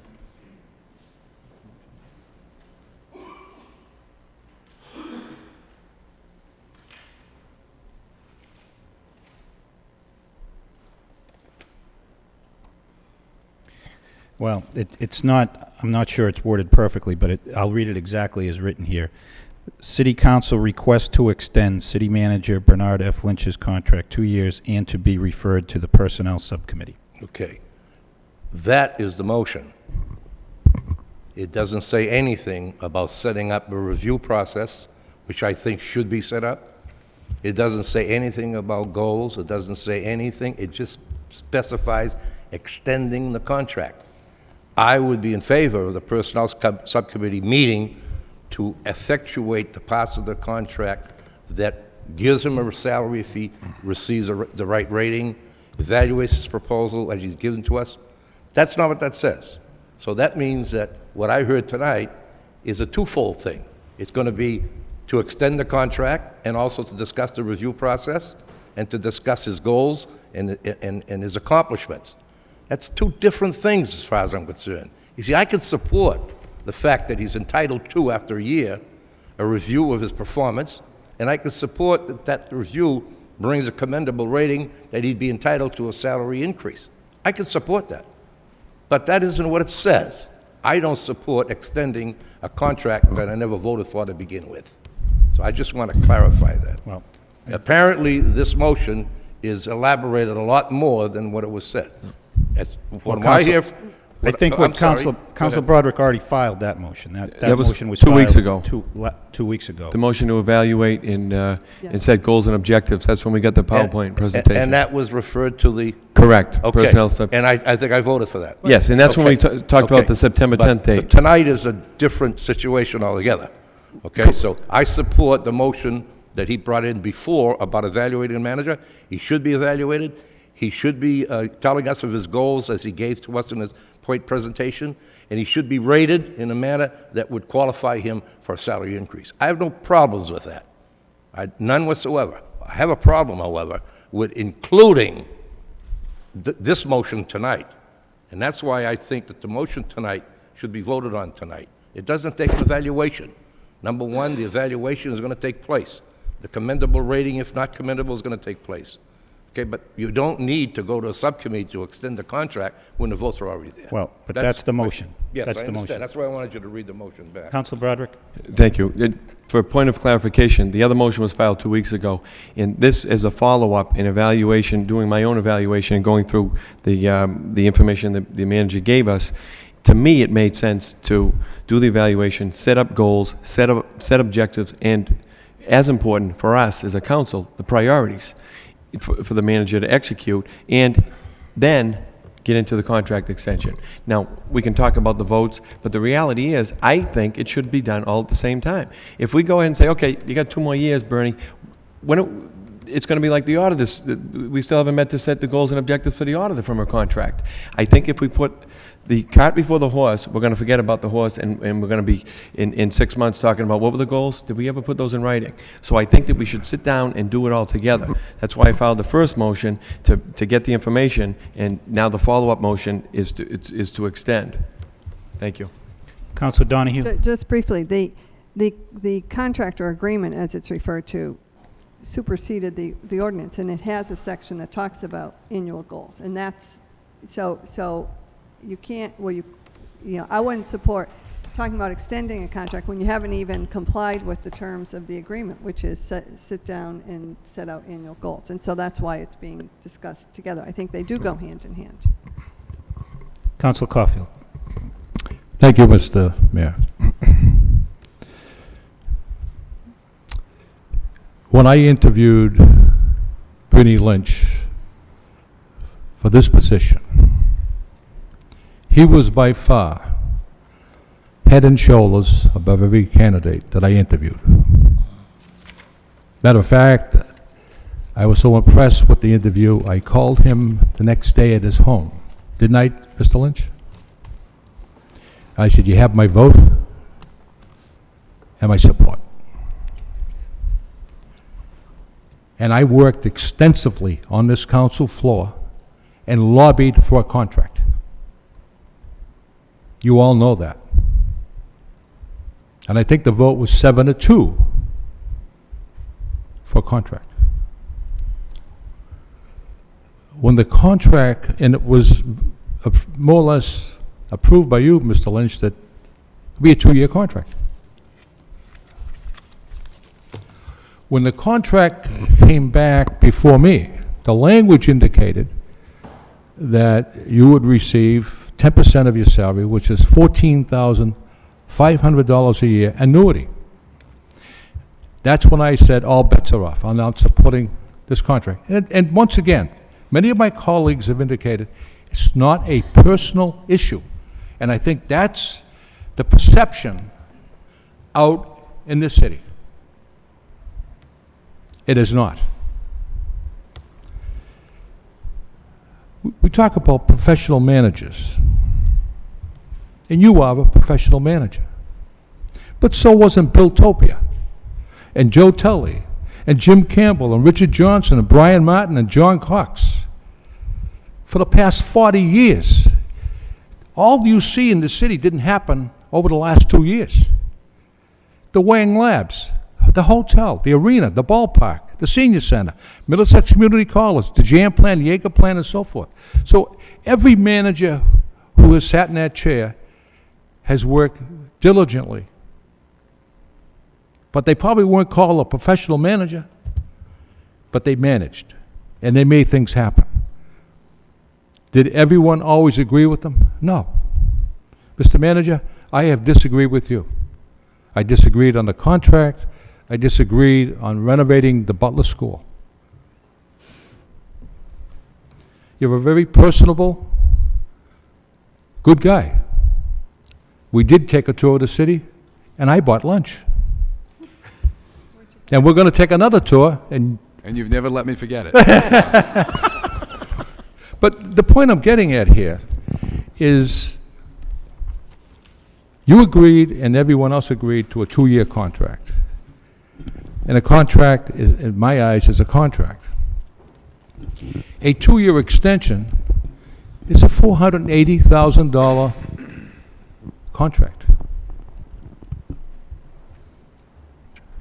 Now, there's many things that I value in my life, I treasure, and many of them I am proud to say that I value my integrity immensely.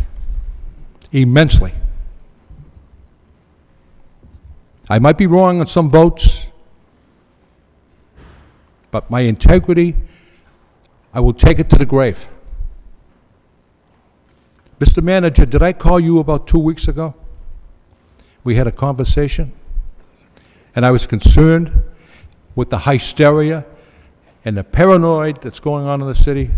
Didn't I call you and tell you we might disagree, but I support you? Did I tell you that? Then you're going to have to bank on my integrity. I've been sitting in this chair for 20 years. I don't have an agenda. I've told every manager that I serve with. I told editors at the Lowell Sun, and you know what? They know it.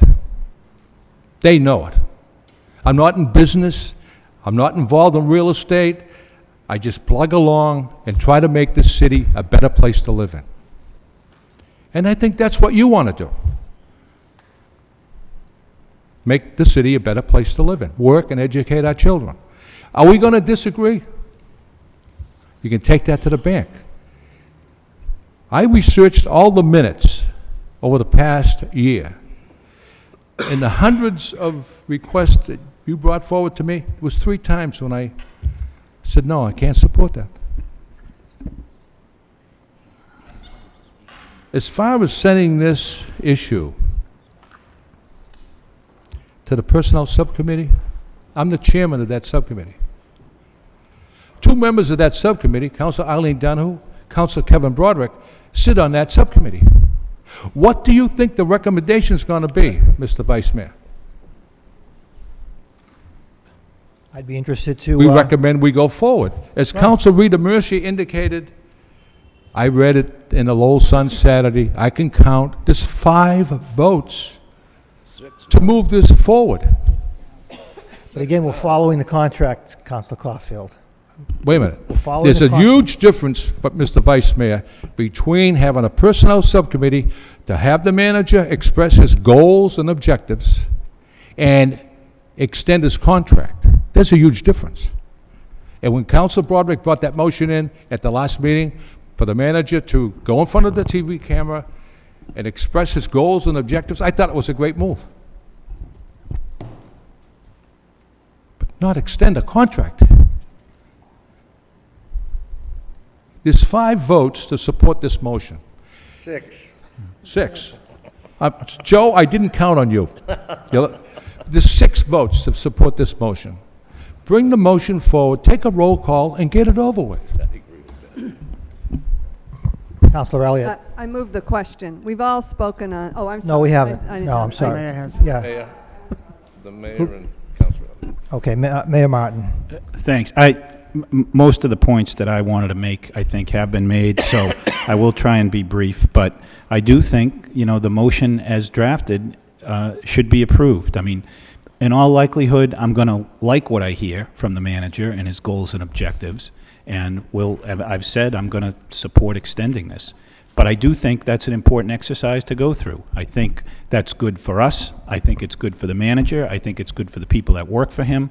And I think it's good for the public to hear and weigh in. That will be a public meeting, and if the public wants to be heard about what they think certain goals and objectives should be, I think that's a worthwhile exercise. And we should consider what the public wants here. I know we all got at least one neighborhood group who supported this action, went on record in favor of it. I'm sure there are others that do as well. And I'm sure there's some that aren't. But that's, I think, why we're elected. We're here, and Councilor Caulfield said we all want to make the city, he wants to make the city a better place to live and work. Well, so do I, and I'm sure all 9 of us feel that way. And I think there are a number of us who think that's going to be accomplished by having this manager lead us forward for the next few years. We do have a lot on our plate. We've seen some of that tonight.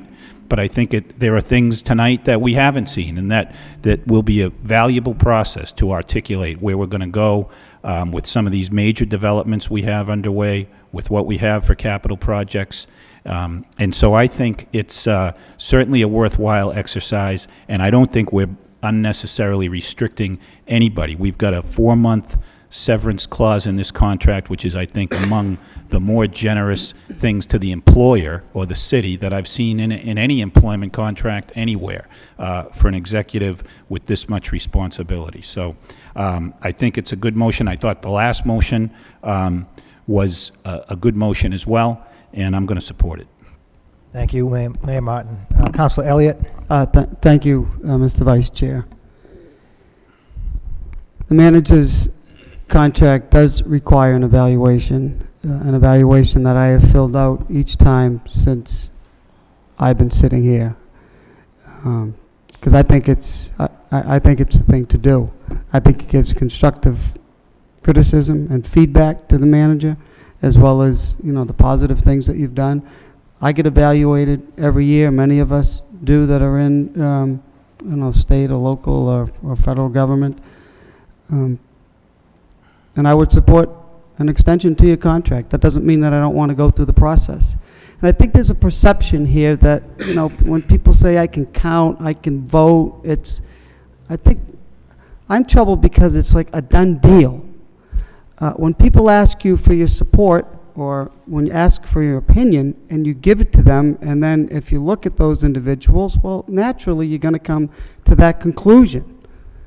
But if you don't, if you run and hide or you dance, that's not being genuine. And I think you just got to be honest with the people. The manager, when he was hired, was straight up. I want the job. If I'm hired, I want a contract. There was no ifs, ands, or buts about it. So if you think he's doing a good job, he told us up front he wants a contract. Any CEO in the country, or maybe on a global nature, has a contract because they have expectations, they make decisions that are going to upset people, and they shouldn't be managing by a political whim. And that's what I voted for the manager for. We know what we have expectations. There are goals. I don't agree with them all the time. I think he's doing a good job. I think he's a tireless worker. I get up early, I'm an early riser, and I send the man emails, and I don't expect to hear from him, and I realize almost 7 days a week, I'm not going to evaluate him here. But he is a tireless worker. And if you think he's doing a good job, step up to the plate and put your money where your mouth is. The talk is cheap. Anyone can say, I think you're doing a great job. And then, as we heard in the past, any given week, you put 5 votes together and he's gone. I don't think that is the stability that the council or the city or the taxpayers' home want. If you're not for the manager, then say you're not. But I think hiding behind the fact that I want to give him a contract, but I support him, I don't think you're being straight up. If he's doing a good job, there is a clause in here. Second page, severance. He gets severance. We can terminate him at any point in time, but he needs some stability to make some decisions that would otherwise be subject to the politics. And that's what, we're trying to move. Lowell is a $282 million, it's a business. It's a big business. He's going to make decisions that upset people. And he shouldn't have to be subject to the political winds at the time. And that's why people have contracts. There's not a community in this area, or any form of government for that matter, that the city manager doesn't have a contract. So he's a professional manager. That doesn't mean that other people that have sat here are not. But he's a professional manager. He wants a contract. He's going to make decisions on his education and his experience, and that's why we're hiring him. If you don't support him, but you think he's popular and you want a vote of confidence, the vote of confidence is the contract. That's what he came for. That's what he said he was going to be. That's what he wanted when he came here, and I think that's what he has deserved, one way or the other. If you don't support it, then don't. Just tell the people. So I'm going to support it. I'm going to do the evaluation, which was last week, and after the evaluation, the request is for 2-year extension. I don't think it's unreasonable, a 3-year extension. I don't think it's binding anybody, and if he's doing such a good job, I don't think he's going to fail tomorrow. But you need to give him the security and support that he needs in order to continue to make those decisions. So I see the solicitor has her hand up. Just a quick point with respect to the evaluation. As I indicated in the opinion, the contract specifies that the council may meet with the manager and establish goals and objectives. It's permissive, it's not mandatory, and that provision supersedes the ordinance that many of the councilors were referring to.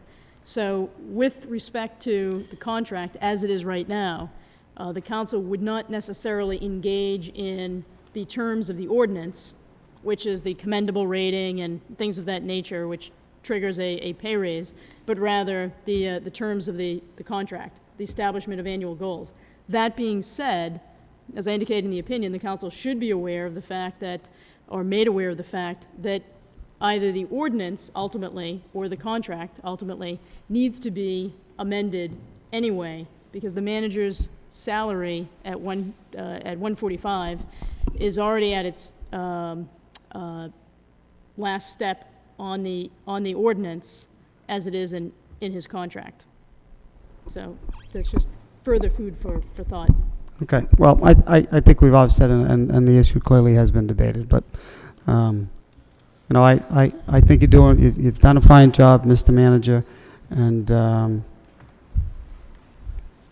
it's time to what I do find interesting, if in the past we've heard that if this was done after the election, it would have been backdoor. I say we're bringing it front and center, right before the voters, right before the election, and you vote.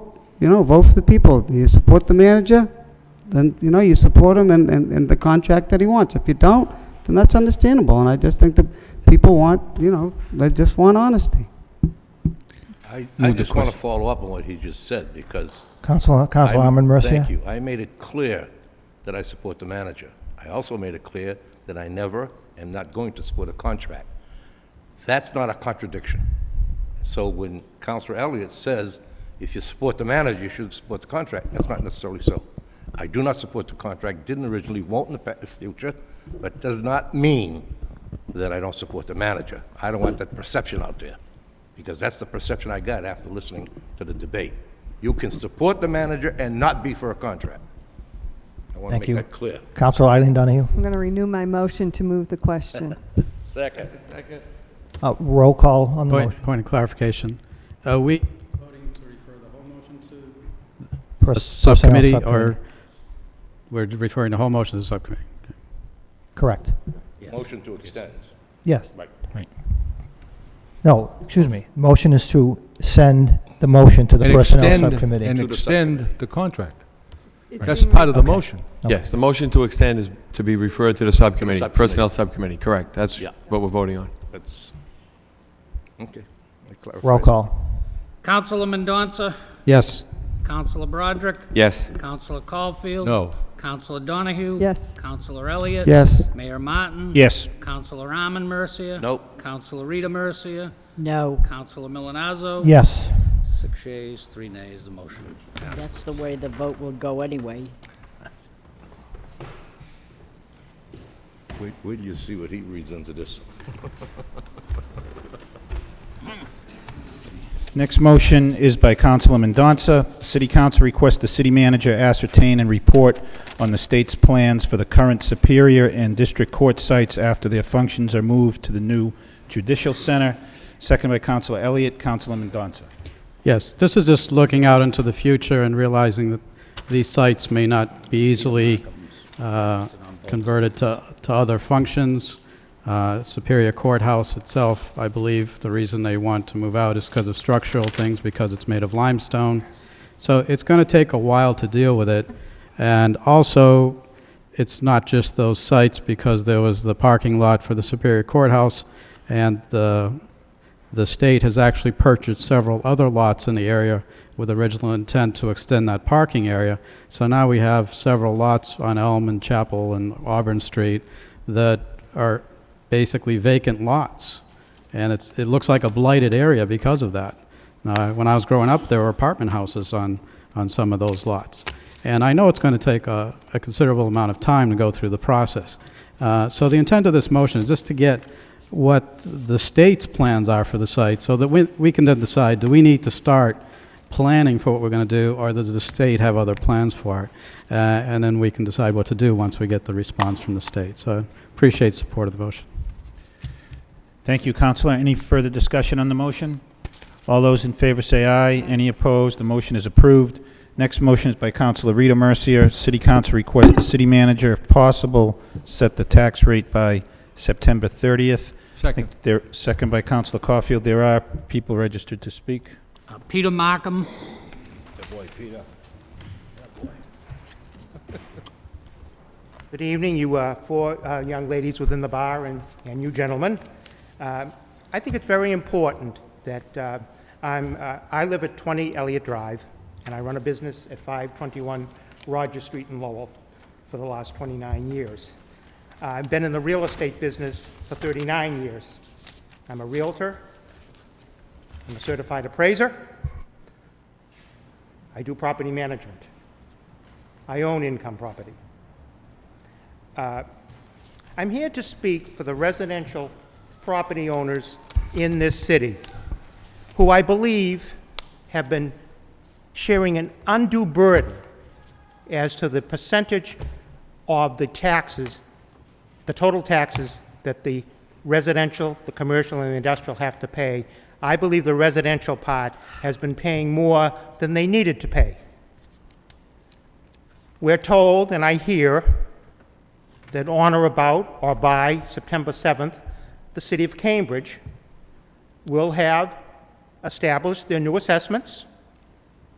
They will have established a tax rate that was approved by DOR, and the residents, both residential, commercial, and industrial, the owners, will know what their taxes are going to be for fiscal 2008. We happen to have the city manager of Cambridge happens to be a resident of our fair city. Why can Cambridge set a tax rate on or about the early part of September, and yet Lowell in recent years has had to even be here pretty close to New Year's Eve to setting a tax rate such that the tax bills can be set out by January 1st to be due February 1st. Why? Why does this have to continue? Cambridge is under Plan E. Cambridge has a council. Cambridge has a significant amount of commercial and industrial property that I'm sure is not easy to assess. It has residences that I'm sure that are not easy to assess. But you can have $1 million residence, a residence worth $1 million in the city of Cambridge, and you'll more than likely pay less in taxes, in real estate taxes, than you pay on a $400,000 home in our fair city. There's something wrong here. The proportion was lost, in my opinion, more than 3 years ago when they came out with the assessments for fiscal 2005. A proportion was lost. The residential now pays a larger percentage of the total burden than they did back then. The commercial and the industrial paid a larger percentage than what they pay now. I believe this is wrong. We're not talking about a city, you don't see under the, on the foreclosure list, the commercial and the industrial properties up. But you do see residences up. So that leads me to believe that the commercial and industrial properties are valuable. It was nice to see earlier that you reinstituted the IDFA.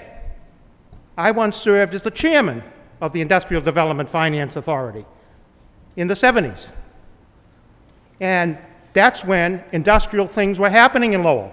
That was the time of Hale Howard. That was the time of the CDA. Things were happening in Lowell. And so it's, I just think, what is the date on which the new revaluation figures will be available in the city of Lowell? What does the contract with Vision say? When do they have to have their job complete? Is it an open-ended contract, or are we requiring them to come up with the values by a certain date? Of course, we all know that the values that they come up with, it's only their computer, their system that's being used. It's the Board of Assessors that feeds the information in to that computer. And of course, the data that they should be looking at was the sales, let's say in the last 6 months of the calendar year 2006, in order to set a valuation for property as of January 1st of 2007 for fiscal 2008. What is the percentage of industrial and commercial in Lowell versus the residential? Can anybody tell me that? Are we that far along that we can tell that? What was the difference for fiscal 2007? Is the commercial and the industrial going up as a percentage? If it is, I believe that there is the possibility, if it is a significant enough percentage change, that possibly the residential homeowners might even see a decrease in their taxes, which I think would be good news. Because you've got to remember, the commercial and the industrial is taxed at practically double the residential rate. You have a almost $20 versus a $10.61 on the residential. So I think it's important to know this. We know what the tax levy is going to be, and if we can get what the assessments are as soon as possible, why can't, when the next tax bill goes out, which is a preliminary tax bill for fiscal 2008 that will go out on or about October 1st and be due November 1st for the second quarter for fiscal 2008. If we know what the values are, why can't we, like if we're going to insert a sheet on which somebody can make a payment relative to, say, the fireworks. Why can't, on that same sheet, it be stated, this is your new preliminary valuation for fiscal 2008 of, say, $200,000 or $300,000. And since we know that information, that we can put it on a sheet we're sending out to the taxpayer, then, and we know what the tax levy is going to be, then we ought to be able to determine what the potential preliminary rate is going to be, tax rate is going to be, even though we have not gotten the approval from DOR. That also could go on that same sheet of paper, or it could even go on the tax bill itself. Why not? Why do the people of Lowell have to put up with not getting the best valuation of their property? And I can tell you from my experience, the assessments in Lowell are wacky. They are all over the place. I want to see, as one taxpayer, I would like to see some sort of a committee set up that reacts when they have the new valuations out, that goes over these valuations to be sure that there aren't any sales in 2005 and in 2006 where the sales price was $2 million and the assessment for fiscal 2007 or for fiscal 2008 is $1 million. I don't want to see it happen.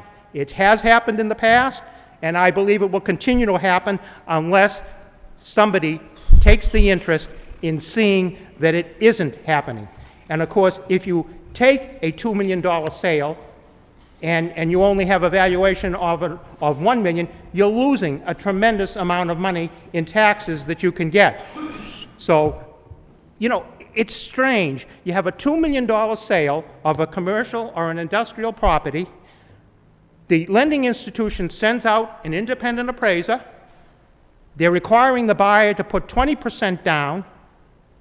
They put a mortgage on it of $1.6 million, and yet the city assesses it at $1 million. It doesn't make any sense. The independent appraiser has found $2 million worth of value in order to put an 80% loan on it.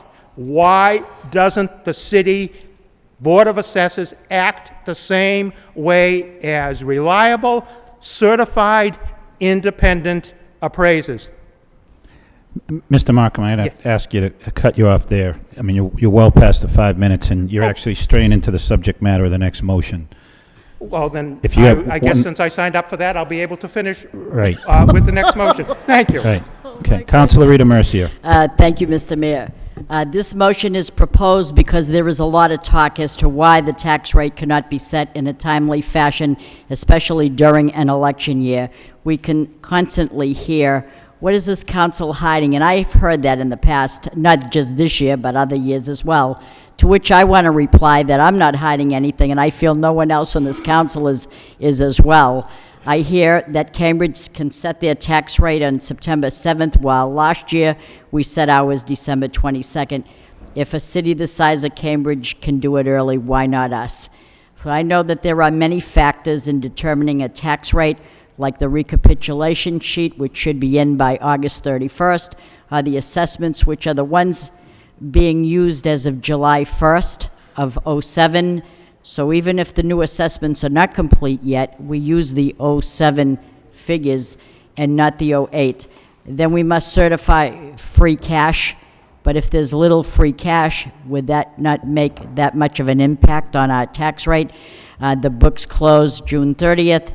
September 30th would be 3 months. We must know that what we spent and what we received in that time. So if we cannot set a tax rate, my question is, what is missing from the formula to prevent us from setting a tax rate in a timely fashion before an election? I'm not actually telling you to do it. I'm actually asking you, could it be done? And if it can't be, what's missing? This is the gist of the motion. Even if we set the tax rate by November 1st, we're still setting the tax rate before a council election, and I'm wondering if it's doable. That's all my motion is it doable? Counselor, I'm not sure where you got some of your information there, who provided you that, but I'd be happy to go through each one of the details if you could provide me with your statement so that I could address each case. But let me just talk to the issue of Cambridge in particular. Sure. Cambridge does have, they are a Plan E form of government, which is the same as us, but they operate under a different system of taxation or a different schedule of taxation because they don't do quarterly tax bills. They do semi-annual tax bills. Because of that, the Department of Revenue puts them on a fast track. They are not allowed, first off, they are not allowed to issue a preliminary tax bill. They have to get the real tax bill out by October 1st. So the Department of Revenue requires them to have all of their information in by a certain date. The City of Lowell, I think, made the wise decision, however many years ago it was, to do what most communities in Massachusetts do and go to a quarterly tax bill. City of Lowell also made the very wise decision to capture as much of the new growth revenue as it could so that it would minimize the impact on the existing taxpayers. And by that I mean that we capture all of the new growth that takes place between January 1st and June 30th. The City of Cambridge, because they stuck to the semi-annual tax bill, made the decision that they simply couldn't get that data and do the revaluation in time to get the approval by the Department of Revenue by the date needed to get that tax bill out on October 1st. So we capture all that revenue from January 1st through June 30th. That delays our total revaluation process into the October time frame where we expect this year to have that information. I've gone public or said publicly that it's my desire to get that information out to the public as quickly as we can. We are in the middle of a total revaluation this year, but despite that, the information I have from talking to Mr. Moses and Ms. LeMay is that we will have that revaluation work done by the beginning of October to the middle of October. We will be able to provide people, we will be holding the hearings so that people will know what their revaluation is, what their value is on their property. We do have a very good sense of what we have in terms of total tax levy based upon the balanced budget that we provided you back in May, that when it was voted, and I think that was the earliest this city has ever voted a budget. So I'm very pleased with that.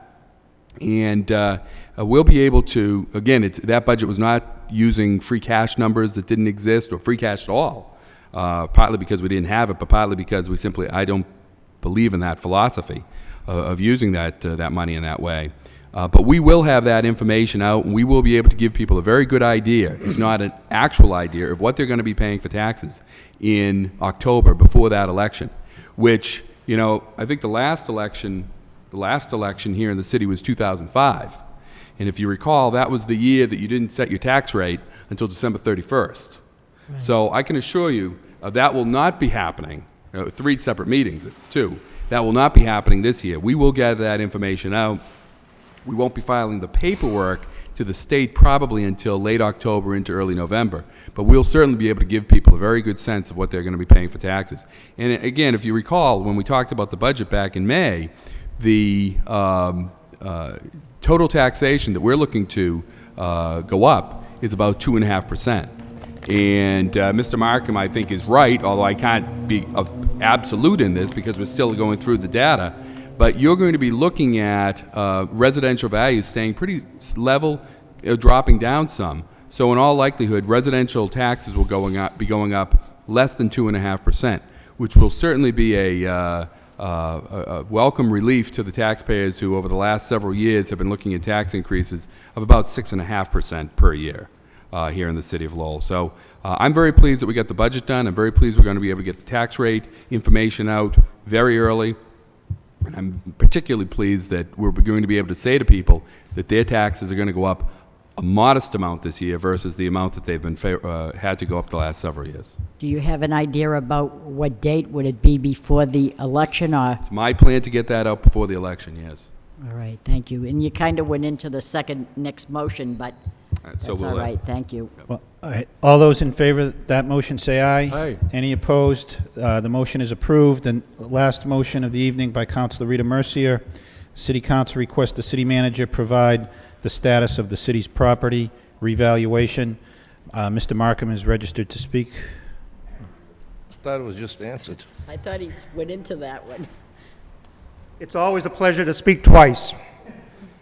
You do it every day. It's like a twice-baked potato, you know? It's like extra good because it's been churned over.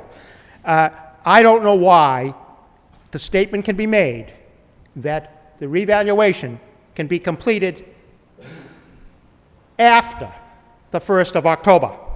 What date after the 1st of October? What does the contract with Vision say as to when the revaluation has to be completed? What is their part? Can somebody here answer that question? Assessor's office can. Mr. Moses ought to be able to answer it. Mr. Lynch ought to be able to answer it. I don't have the exact date off the top of my head on that contract. But what I can tell you, Mr. Markham, is I've just indicated in my discussions with Councilor Mercier that the revaluation will be done and will be approved under the timetable of the Department of Revenue. Some of that information has already been sent on to the Department of Revenue. The sales data has already been sent on. The income-based properties is still being finalized, and then that's being sent on. It's certainly my hope that it's be done by October 1st, but you know that's extremely, particularly in a reval year, that's very difficult, extremely unusual. But I think the fact that we're getting it done in October, as I've just described, is a tremendous accomplishment for the city. But actually, if the city of Cambridge is able to set the tax rate as of September 7th, I think I've already explained that. Then they must have already put the values down for fiscal 2008 prior to September 7th. Because they don't take in all the new revenue, new growth that comes in between January 1st and June 30th. We do. We can't issue all of those until we have that data. But can't we guesstimate what it is from January through the end of June as to whether it's 2 million or 3 million? We certainly ought to be able to. We don't, in government, we don't guesstimate. I'm very disappointed that the residents of Lowell get manhandled and mistreated this way by not getting the proper information. And gobbledygook is not the answer. There is no reason that I know of whatsoever as to why, before the end of September, that book can't be prepared that shows all the proposed preliminary estimates of the revalues for all of the 25,000 to 27,000 properties in the city of Lowell. We can't do that until the Department of Revenue approves that. Well, and we can't make the Department of Revenue has to do that for 351 cities and towns. In past years, those books have been made available on desks outside of the city assessor's office before they have gone to Boston for approval. Why not this year? No, Mr. Markham, They were called preliminary. They were called preliminary. I have received in the past indications, whether it was from the town of Chelmsford or the city of Lowell. This is what the preliminary new assessment valuation is for your property, and it was sent out to the taxpayers. I see no reason why not. Okay. Mr. Markham, you made your point. On another item. We'll give you another minute.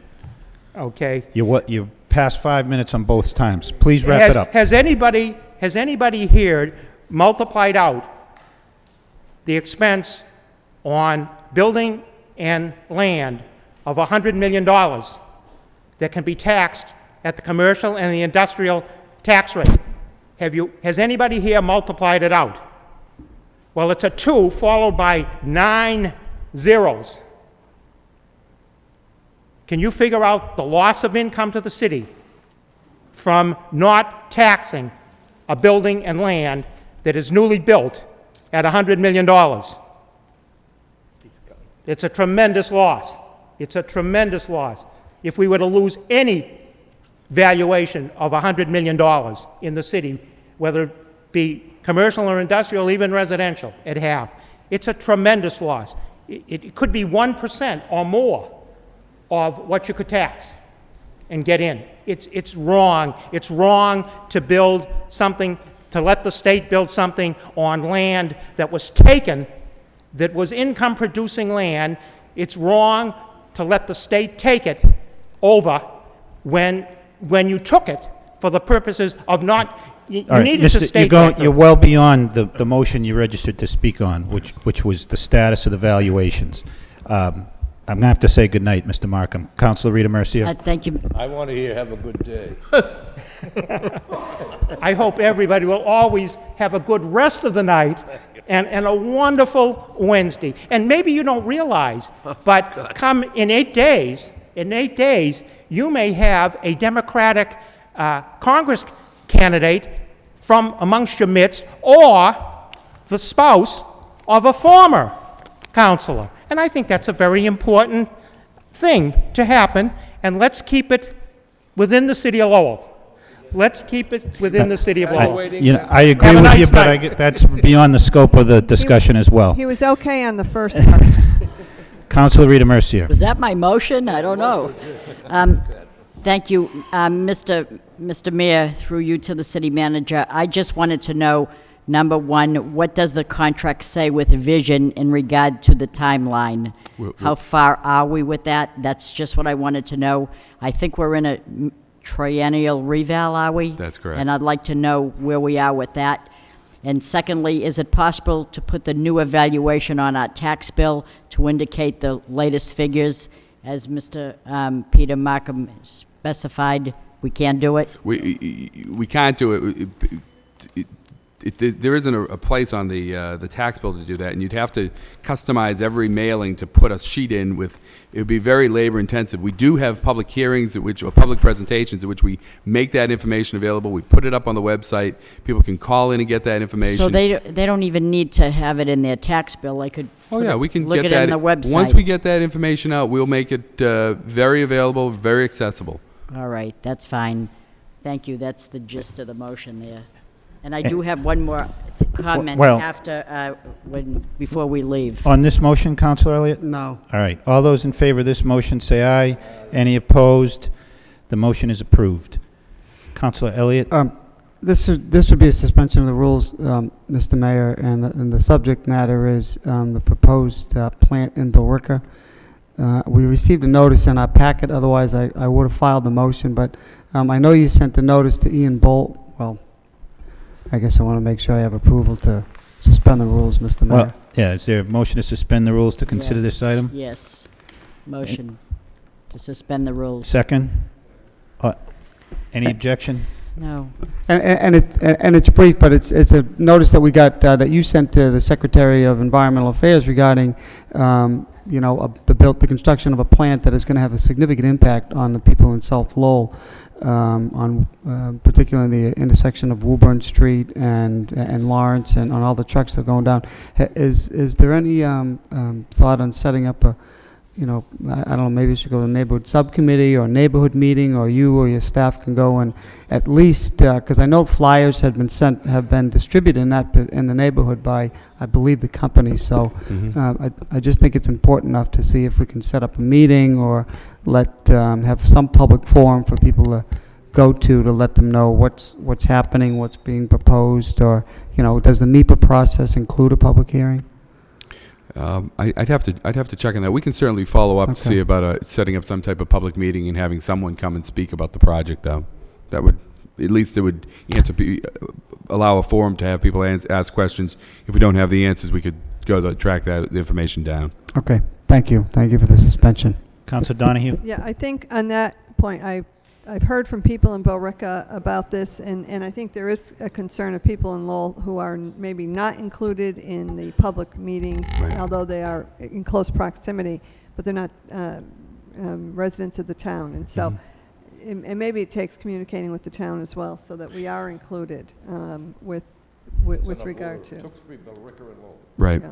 Right, and there is, I'd have to check too, and I can work with the solicitor's office on this.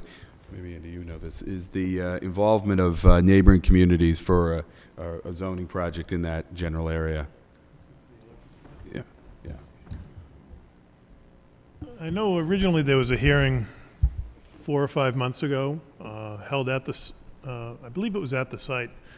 I don't know what the distribution was in terms of the neighboring communities. But I believe that it was kicked to the next level of the MIPA review. So as part of that, there would be more than likely a second hearing specific to the MIPA review, but draws out the process so that there would be an opportunity for the city to get involved as well. Okay, anything further on that, Councilor? No, The matter is referred to the manager for Right, matters further referred to action. manager, exactly. Thank you, Mayor. Councilor Rita Mercia. Thank you, Mr. Mayor. I just have one thing, and I wouldn't be able to say it at the next city council meeting, but it's a campaign that's going on. It's a Move the Bus campaign. The Friends of the Council on Aging and the Lowell Senior Center cordially invite you to please participate in this fundraiser. It's champagne, chocolates, and a Broadway show. The Broadway show is The Female Odd Couple by Neil Simon. It's $25. It's September 7th, 8th, and 9th. The 7th is Friday. The 8th is Saturday, and that's 7:30 in the evening. Then they have a Sunday matinee at 2 o'clock, and that would be September 9th.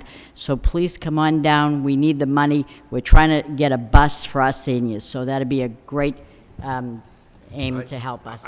I would like to add that we request the Senior Citizens Center to expand their fundraising to include the cost of a bathroom on that bus. It wouldn't take that much of an effort. I really don't believe it would take that much of an effort in terms of dollars to be donated and to be sought to make sure that a bus that handles senior citizens has a bathroom on it. I would like to convey that to Thank you, that's good. Thank you very much. Councilor Elliott. Motion to adjourn. Yes, second. Second by Councilor Donahue. All those in favor say aye. Any opposed? The meeting stands adjourned. Another one down. Yeah. Terrible. What's in there? I don't want to hear it.